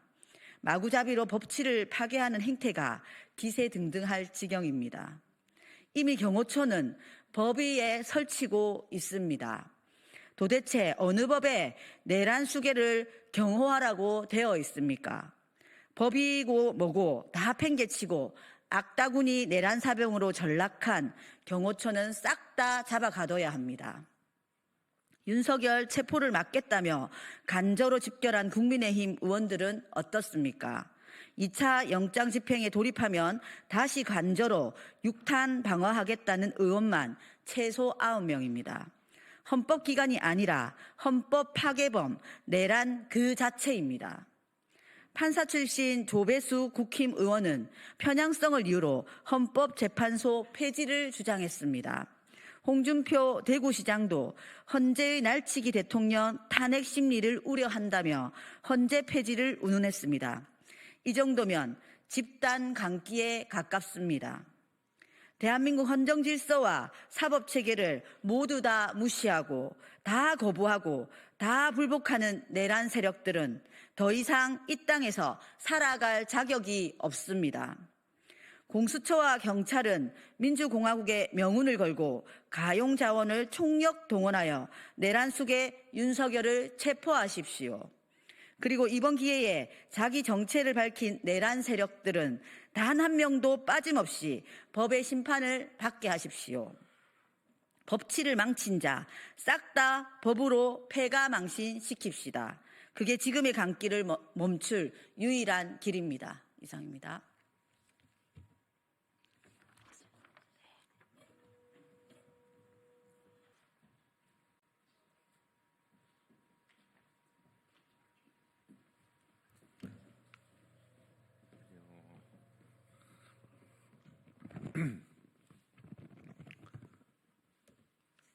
네, 안녕하십니까. 더불어민주당 서대문갑 국회의원 김동아입니다. 저는 결혼 5년차 신혼부부이자 11개월 된 아이를 키우는 새아빠입니다. 결혼과 출산 과정에서 우리 신혼부부가 겪게 되는 어려움에 대해서 많이 뼈저리게 느끼고 있고 잘 알고 있습니다. 이에 저는 임신과 출산 과정에서 남녀의 참여를 확대하고 난임으로 어려움을 겪고 있는 부부들의 일가정 양립 지원을 확대하기 위한 출생지원 3법을 발의하고자 합니다. 지난해 저출산 고령사회위원회는 2014년 출생아 수는 23만 명 후반, 합계 출산율 0.74명으로 발표하며 저출생 추세의 반등을 전망하기도 했습니다. 그러나 현실은 독박육아, 쓰기 어려운 육아휴직 등으로 임신과 출산을 선택하기 어려운 현실에 놓여 있습니다. 2022년 여성정책연구원 조사에 따르면 임금 노동자 중 난임 휴가 사용률은 불과 21.3%에 불과했습니다. 또한 39.7%가 난임 치료 과정에서 퇴사를 경험했다고 합니다. 이에 저는 출생지원 제도의 실효성을 제고하고 일가정 양립을 지원하기 위한 고용보험법, 근로기준법, 남녀 고용 평등과 일가정 양립 지원에 관한 법률 개정안을 담은 출생지원 3법을 발의했습니다. 주요 내용은 다음과 같습니다. 첫째, 난임 휴가 일수를 확대하고 효율성을 개선하고자 합니다. 현행 난임 휴가는 연간 6일로 제한되어 있고 이 또한 하루씩 쓸 수 있도록 되어 있습니다. 하지만 6일만 보장되는 난임 휴가 일수가 짧아 실효성이 없고 치료 방식에 따라 짧은 진료 시간이 소요됨에도 하루를 통째로 사용해야 하는 제도의 비효율성을 개선해달라는 요구가 꾸준히 제기되었습니다.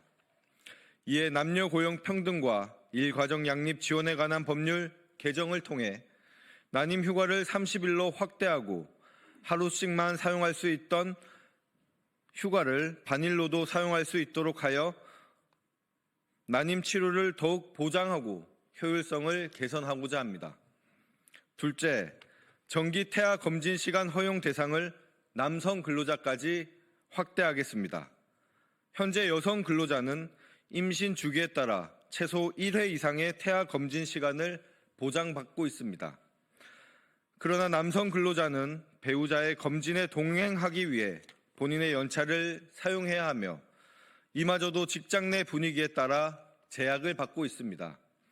이로 인해 많은 가정이 주말 예약에 의존하고 있으며 예약이 실패하면 여성 근로자 혼자 병원을 방문하는 상황이 반복되고 있습니다. 이에 고용보험법과 근로기준법 개정을 통해 임신한 배우자를 둔 남성 근로자도 여성과 같이 정기 태아 검진 시간을 사용할 수 있도록 하는 법적 근거를 마련하고자 합니다. 이번 출생지원 3법을 통해 난임 치료를 실질적으로 지원하고 임신과 출산 과정에서 남성 근로자의 참여를 확대하여 여성 근로자 홀로 그 부담을 감내하지 않도록 하겠습니다. 그리고 임신과 출산 과정에서 부부의 동등한 참여를 촉진하고 일가정 양립을 실현하기 위한 실질적인 변화로 이어지길 기대합니다. 앞으로도 우리 사회가 아이를 낳고 키우기 좋은 환경을 만들 수 있도록 더욱 노력하겠습니다. 감사합니다.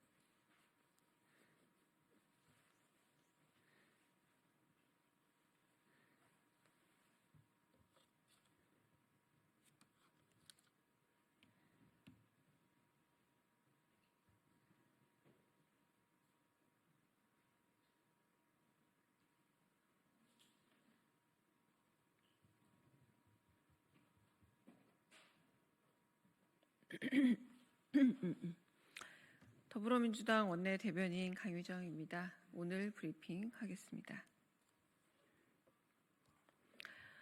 결국 드러난 김건희 표절, 김건희 특검법으로 남아있는 모든 의혹을 밝혀야 합니다. 마침내 숙명여대가 김건희 씨의 석사 학위 논문에 대해 잠정적 표절 결론을 냈습니다. 무려 3년에 걸친 심사였습니다. 언론 보도에 따르면 표절률이 최대 55%에 육박합니다. 표절도 과하고 복붙 수준입니다. 누가 봐도 베낀 게 명확한데 그동안 표절을 표절이라 말하지 못한 채 눈치만 보며 시간만 흘렸습니다. 최대 3개월이었던 조사 기간을 3년 가까이 끌고 나서야 대학의 침묵은 깨졌습니다. 그러나 김건희 씨는 대학 측이 보낸 논문 표절 통보 서류조차 수치를 거부했습니다.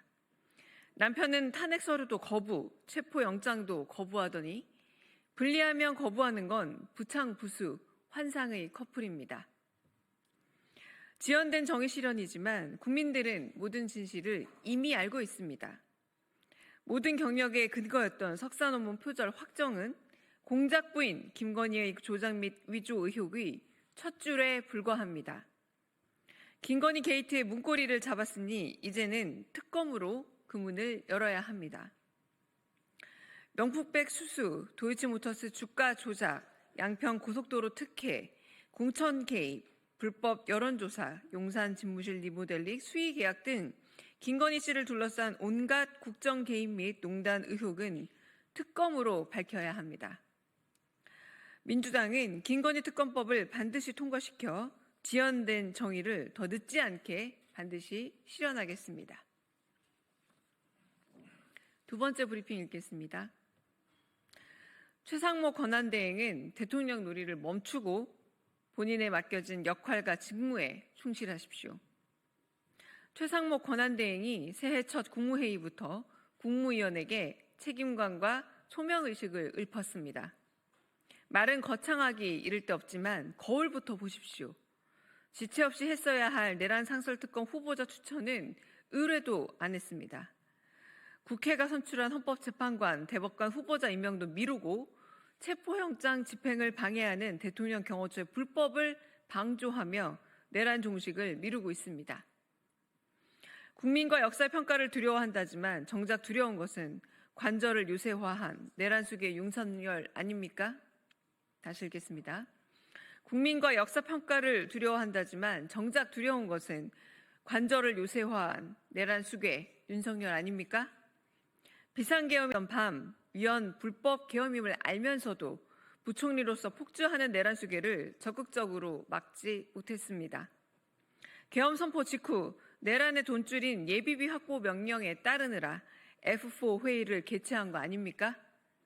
종이 한 장, 고작 몇 줄도 안 되는 내란 공모 명령을 느꼈다 말하는 건 스스로도 내란 동조 혐의에서 자유롭지 못하다는 걸 아는 것 아닙니까?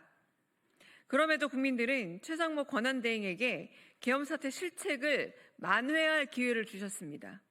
빠른 시일 내에 내란을 진압하고 경제 위기를 대응하라고 준 국민의 시간을 대통령 노름으로 허비하고 있습니다. 한 치 앞도 내다볼 수 없는 내란 수계의 망동과 내란 정당의 준동으로 경제 불안이 좀처럼 가라앉지 않고 있습니다. 계엄 이후 한 달 동안 외국인이 내답한 국채만 18조 원입니다. 내란 수괴가 관저 요새에서 버티는 시간에 비례해 국민이 치러야 할 계엄 빚은 눈덩이처럼 불어나고 있습니다. 지금 내란 위기 회복의 다시 읽겠습니다. 지금 내란 위기 회복의 걸림돌은 최상목 권한대행입니다. 본인 살 길보다 나라의 살 길을 대행답게 고민하고 결단하십시오. 대통령 놀이도 나라가 건재해야 할 수 있는 겁니다. 마치겠습니다. 감사합니다.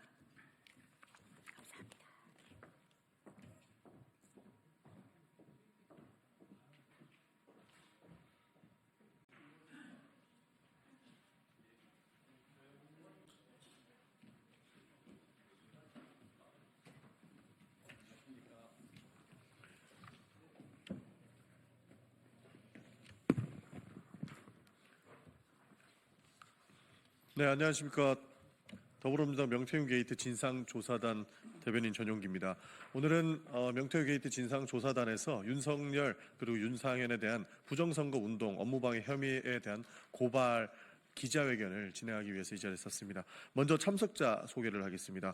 더불어민주당 명태균 게이트 진상조사단의 단장을 맡고 계신 서영교 단장님 참석하셨습니다. 네, 그리고 한병도 부단장님 참석하셨습니다. 네, 그리고 김승원 의원님 참석하셨습니다. 그리고 김용만 의원님 참석하셨습니다. 그리고 박균택 의원님 참석하셨습니다. 송재봉 의원님 참석하셨습니다. 양부람 의원님 안 오셨죠? 네, 염태영 의원님 참석하셨습니다. 이현희 위원님 참석하였습니다. 그렇다면 바로 기자회견을 앞서서 서영교 단장님의 모두 발언이 있겠습니다.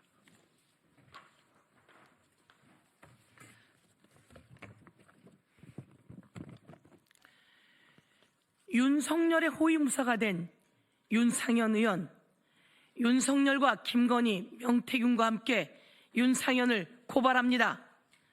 윤상현은 철저하게 수사받아야 합니다.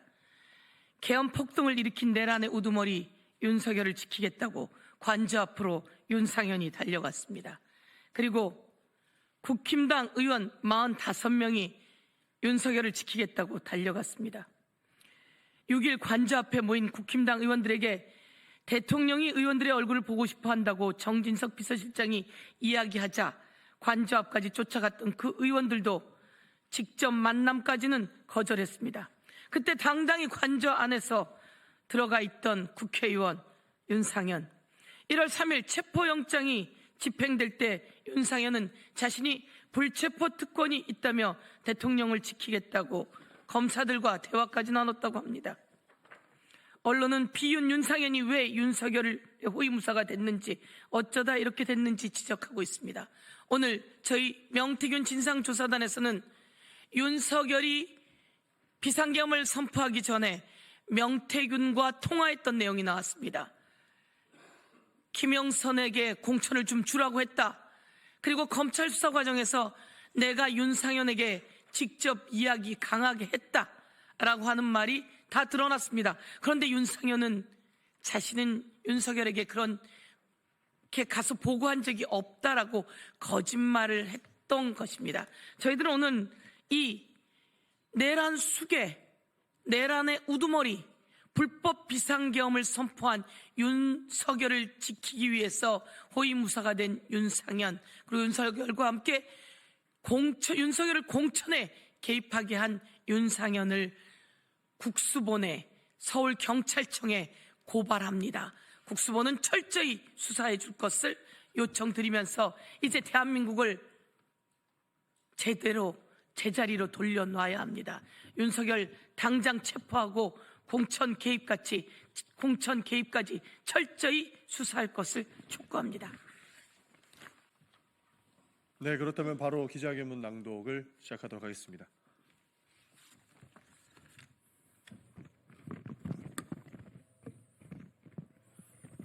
예, 진상조사단의 이현희 의원입니다. 윤석열과 김건희, 윤상현의 공천 개입은 공직선거법 위반, 국헌 질서를 바로 세우기 위해 경찰은 철저히 수사하고 처벌해야. 명태균 게이트 진상조사단은 오늘 윤석열과 윤상현을 고발한다. 명태균 입틀막이 윤석열 내란의 한 축임이 드러났습니다. 윤석열은 지난 11월 24일 김용현에게 명태균 의혹 등을 언급하며 이게 나라냐, 비상대책이 필요하다고 했고, 김용현은 그날부터 비상계엄 선포문, 포고령 초안 등을 준비했습니다. 명태균이 내가 구속되면 정권이 한 달 안에 무너진다고 말한 9일 뒤입니다. 명태균 이틀막이 계엄 선포의 방아쇠가 됐다고 볼 수 있습니다. 명태균이 제출한 휴대폰을 통해 윤석열과 김건희, 윤상현의 새빨간 거짓말이 낱낱이 공개됐습니다. 공천 개입이 사실로 드러난 것입니다. 언론 보도에 따르면 지난 2022년 5월 9일에 경남에 여성 국회의원이 없었다는 명태균의 말에 윤석열은 알았어요. 내가 윤상현이한테 한 번 더 얘기할게. 공관위원장이니까 라고 답합니다. 이 통화 후 김건희는 명태균에게 전화를 걸어 오빠 전화 왔죠? 걱정하지 마세요. 잘 될 거예요 라고 말합니다. 그리고 그 다음 날인 5월 10일 윤상현 공관위원장이 김영선 의원의 창원, 의창 선거구 전략공천 결과를 발표했습니다. 윤석열과 김건희, 윤상현이 김영선 의원이 공천을 공모하고 실행에 옮긴 것으로 볼 수 있는 명백한 증거입니다.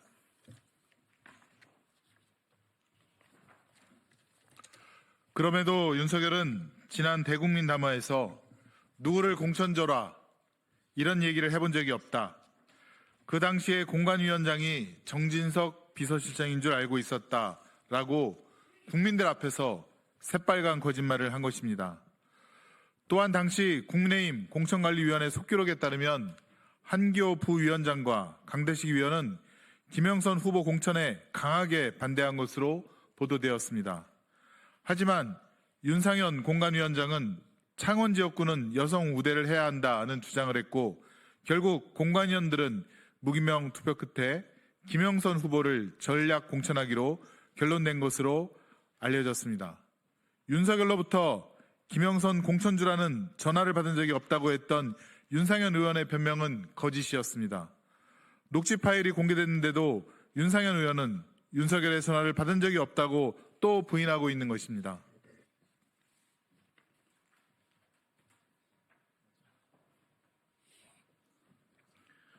더불어민주당 명태균 게이트 진상조사단은 오늘 경찰청 국가수사본부에 윤석열과 윤상현을 공직선거법상 부정선거운동죄 그리고 형법상 공천관리위원회 업무방해죄로 고발합니다.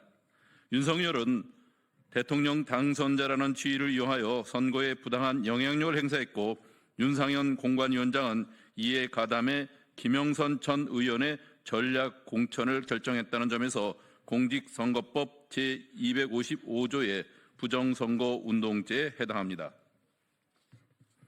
또한 윤석열은 대통령 당선자로서 정치적 사회적 지위를 이용하여 위력을 행사했고 윤상현 공관위원장은 다른 공천관리위원회의 반대에도 불구하고 김영선 후보 전략 공천을 관철시켰다는 점에서 국민의힘 공천관리위원회의 업무를 방해한 업무 방해죄에 해당합니다.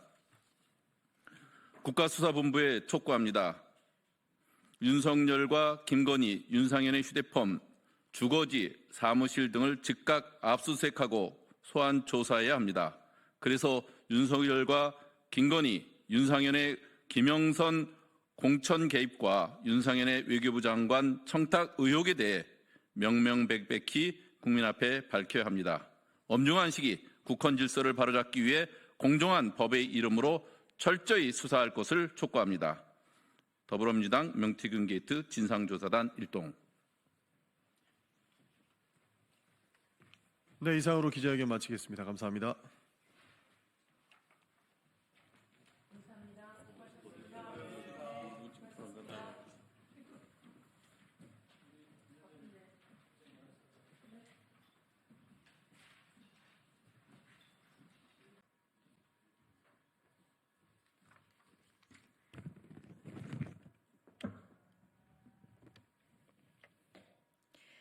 네, 진보당 브리핑 시작하겠습니다. 부대변인 이미선입니다.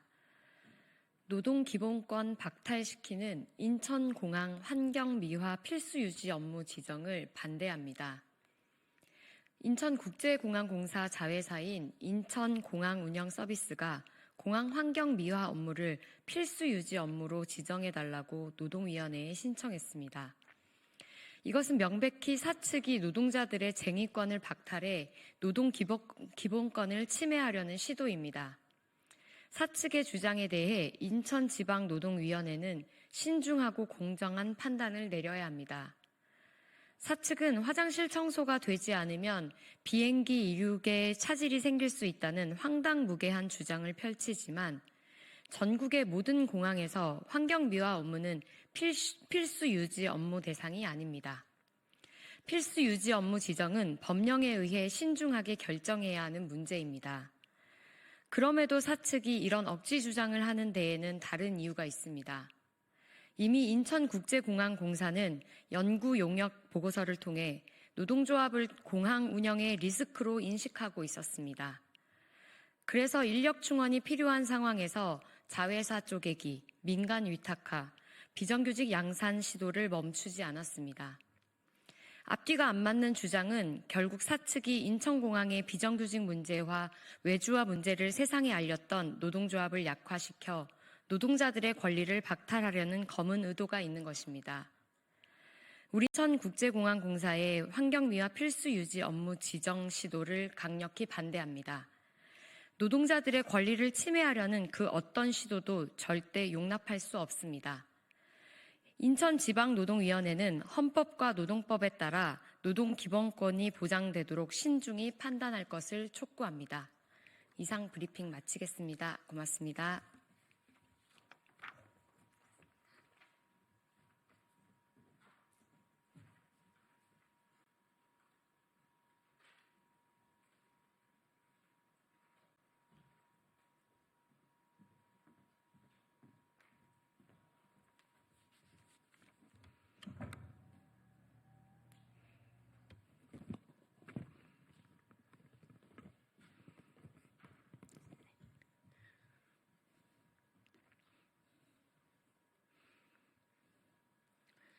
정치를 새롭게, 복지를 강하게 사회민주당 대변인 임명희입니다. 전두환 만도 못한 내란숙의 윤석열, 공수처는 반드시 체포하십시오. 내란숙의 윤석열이 공수처 체포영장 수사를 거부하며 차라리 불구속 기소나 어느 법원에서 발부되는 영장인지에 따라 판단하겠다고 합니다. 대한민국 역사상 이렇게 뻔뻔한 범죄자는 없었습니다. 내란죄로 사형을 받은 전두환만도 못한 추태를 보이고 있습니다. 내란숙의 윤석열은 헌법 위에 군림하는 중입니다. 이미 법원이 체포영장에 문제없음을 재차 확인시켜 주었습니다. 세상 어느 범죄자가 자신이 체포되는 수사기관을 선택합니까? 국민의힘은 이런 인물을 비호하려고 44명이나 한남동 관저에 갔습니까? 대한민국 헌법 질서와 사법 체계마저 부정하는 범죄 피의자를 보호하는 것이 국회의원이 할 짓입니까? 국가를 위태롭게 만드는 공범들은 해체가 마땅합니다. 공수처는 언제까지 국민들이 이런 못볼 꼴을 보게 할 것입니까? 만반의 준비를 갖추어 반드시 체포하십시오. 감사합니다.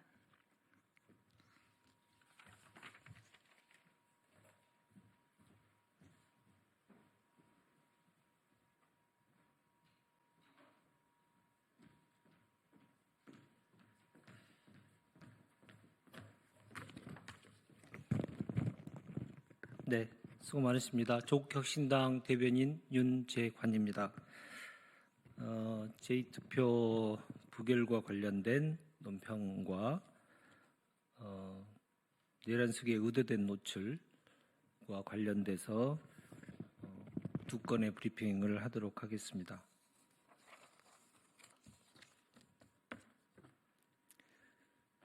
첫 번째는 이제 특검 제2투표 부결에 대한 논평입니다. 혹시나 했으나 역시나였습니다. 내란의 힘에게 상식은 사치에 불과했습니다. 내란의 힘은 이 와중에도 정신 못 차리고 있음이 드러났습니다. 내란 수계에는 득달같이 달려가더니 국민을 향해 다가가려는 마음은 눈꽃만큼도 찾아볼 수 없었습니다. 이런 위헌정당이 왜 존재해야 되는 것인지 묻지 않을 수 없습니다. 내란의 힘은 국민의 혈세인 국고보조금을 즉각 반납해야 할 것입니다. 단돈 10원도 받을 자격이 없습니다. 법무부는 즉각 국민의힘에 대한 위헌정당 심판을 청구해야 할 것입니다.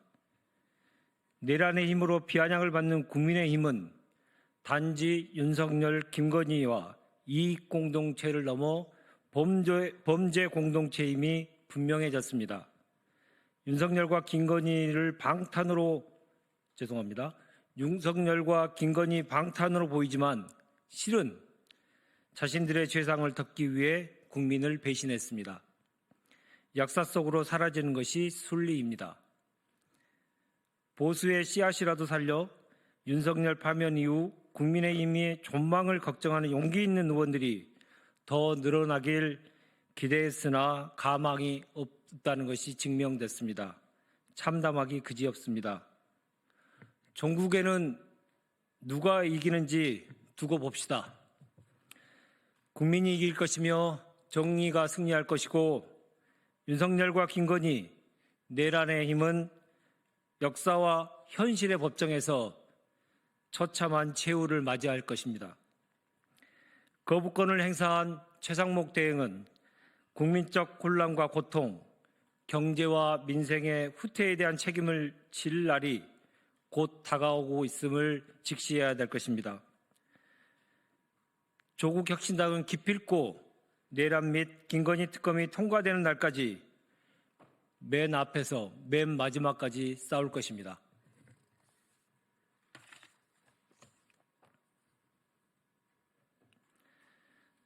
다음으로는 내란 수계에 의뢰된 노출에 속지 말고 공조보는 당장 핸드폰 위치 추적을 시작하라 라는 제목으로 논평하겠습니다.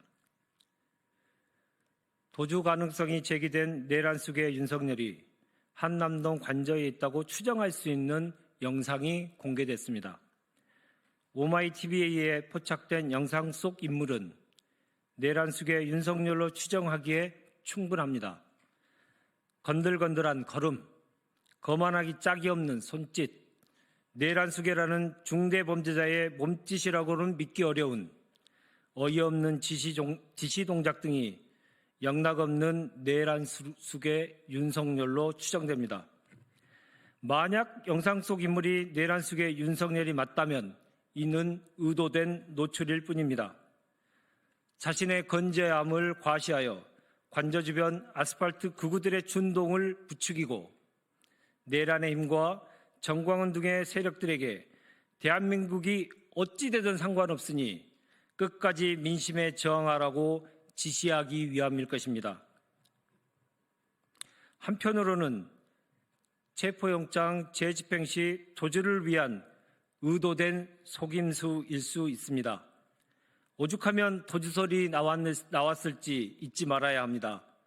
그간의 언행으로 볼 때 졸렬하고 교활한 내란 수계 윤석열이 버리지 못할 일은 없으므로 그 가능성을 배제해서는 안 될 것입니다. 조국 혁신당은 그러한 차원에서 공수처와 경찰에 요구합니다. 체포영장 재집행 때까지 내란 수계 윤석열의 위치를 확인하기 위한 모든 수사 기법을 동원하시기 바랍니다. 인터넷 접속 기록, 핸드폰 기지국 확인 등을 통해 한남동에 있는 것인지 꼭 확인하시기 바랍니다. 더불어 경호처 수행부장 2명과 가족부장의 위치도 확인하십시오. 이들 3명은 내란 수계 부부와 평소 가장 근접한 거리에 있어야 할 사람입니다. 특히 수행부장은 내란 수계와 한몸처럼 움직이는 직책이자 막장 충성파입니다. 한 명은 내란 수계가 위헌 위법적인 비상계엄을 선포할 당시 내란 수계의 의자를 당겨주고 밀어주던 자입니다. 다른 한 명은 카이스트 이틀막 사건 때 국민의 목소리를 손으로 틀어 막은 자입니다. 가족부장은 김건희와 늘 같이 움직일 것입니다. 공수처와 경찰은 내란 수계의 신병 확보에 나라의 명운이 걸려 있음을 인식하고 철저한 준비와 정광석화와 같은 실행으로 국민 염원에 부응해야 할 것입니다. 주저하거나 머뭇거리는 순간 내란 수계와 그 사병들의 저항은 거세지고 내란 진압에 장시간이 소요될 수 있습니다. 맹수처럼 단숨에 내란 수계를 체포해야 할 것입니다. 이상입니다. 고맙습니다.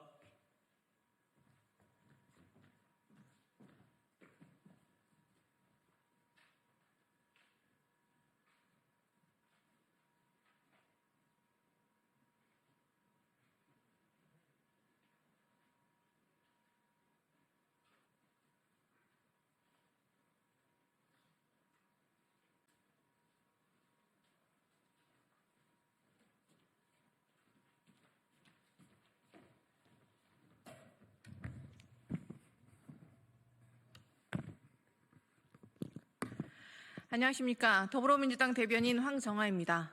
브리핑 시작하겠습니다. 윤석열은 되도 않은 궤변으로 시간 끌지 말고 순순히 체포에 응해야 할 것입니다. 내란 속에 윤석열이 체포를 회피하기 위해 갖은 궤변을 쏟아내고 있습니다.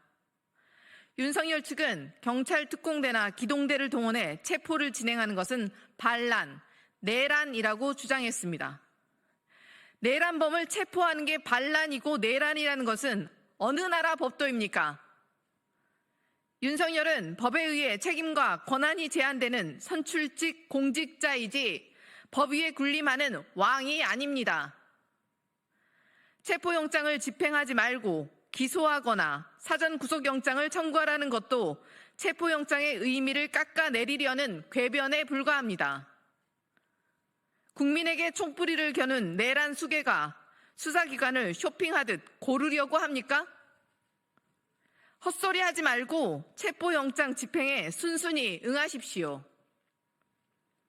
공무원이 희생되지 않게 법원의 절차에는 응하겠다는 것도 시간을 끌려는 거짓말에 불과합니다. 희생을 막겠다면 왜 경호처를 사병처럼 부리며 수사기관의 적법한 공무 집행을 막았습니까? 그러면 공수처의 출석 요구는 왜 불응하고 헌법재판소 심리에는 왜 출석하지 않습니까? 국민을 우롱하는 졸렬한 여론전을 멈추십시오. 체포만 피해보려는 법꾸라지 꼼수는 더 이상 통하지 않습니다. 되도 않는 궤변으로 시간을 끌 수 있다는 착각은 버리십시오. 경호처와 서결산성 뒤에 숨어 궤변과 선동으로 국민을 우롱하지 마십시오. 공수처와 경찰은 내란 수괴 윤석열이 더 이상 대한민국의 사법 시스템을 조롱하지 못하도록 엄정한 법 집행으로 법치가 살아있음을 보여주시기 바랍니다. 네, 이상입니다.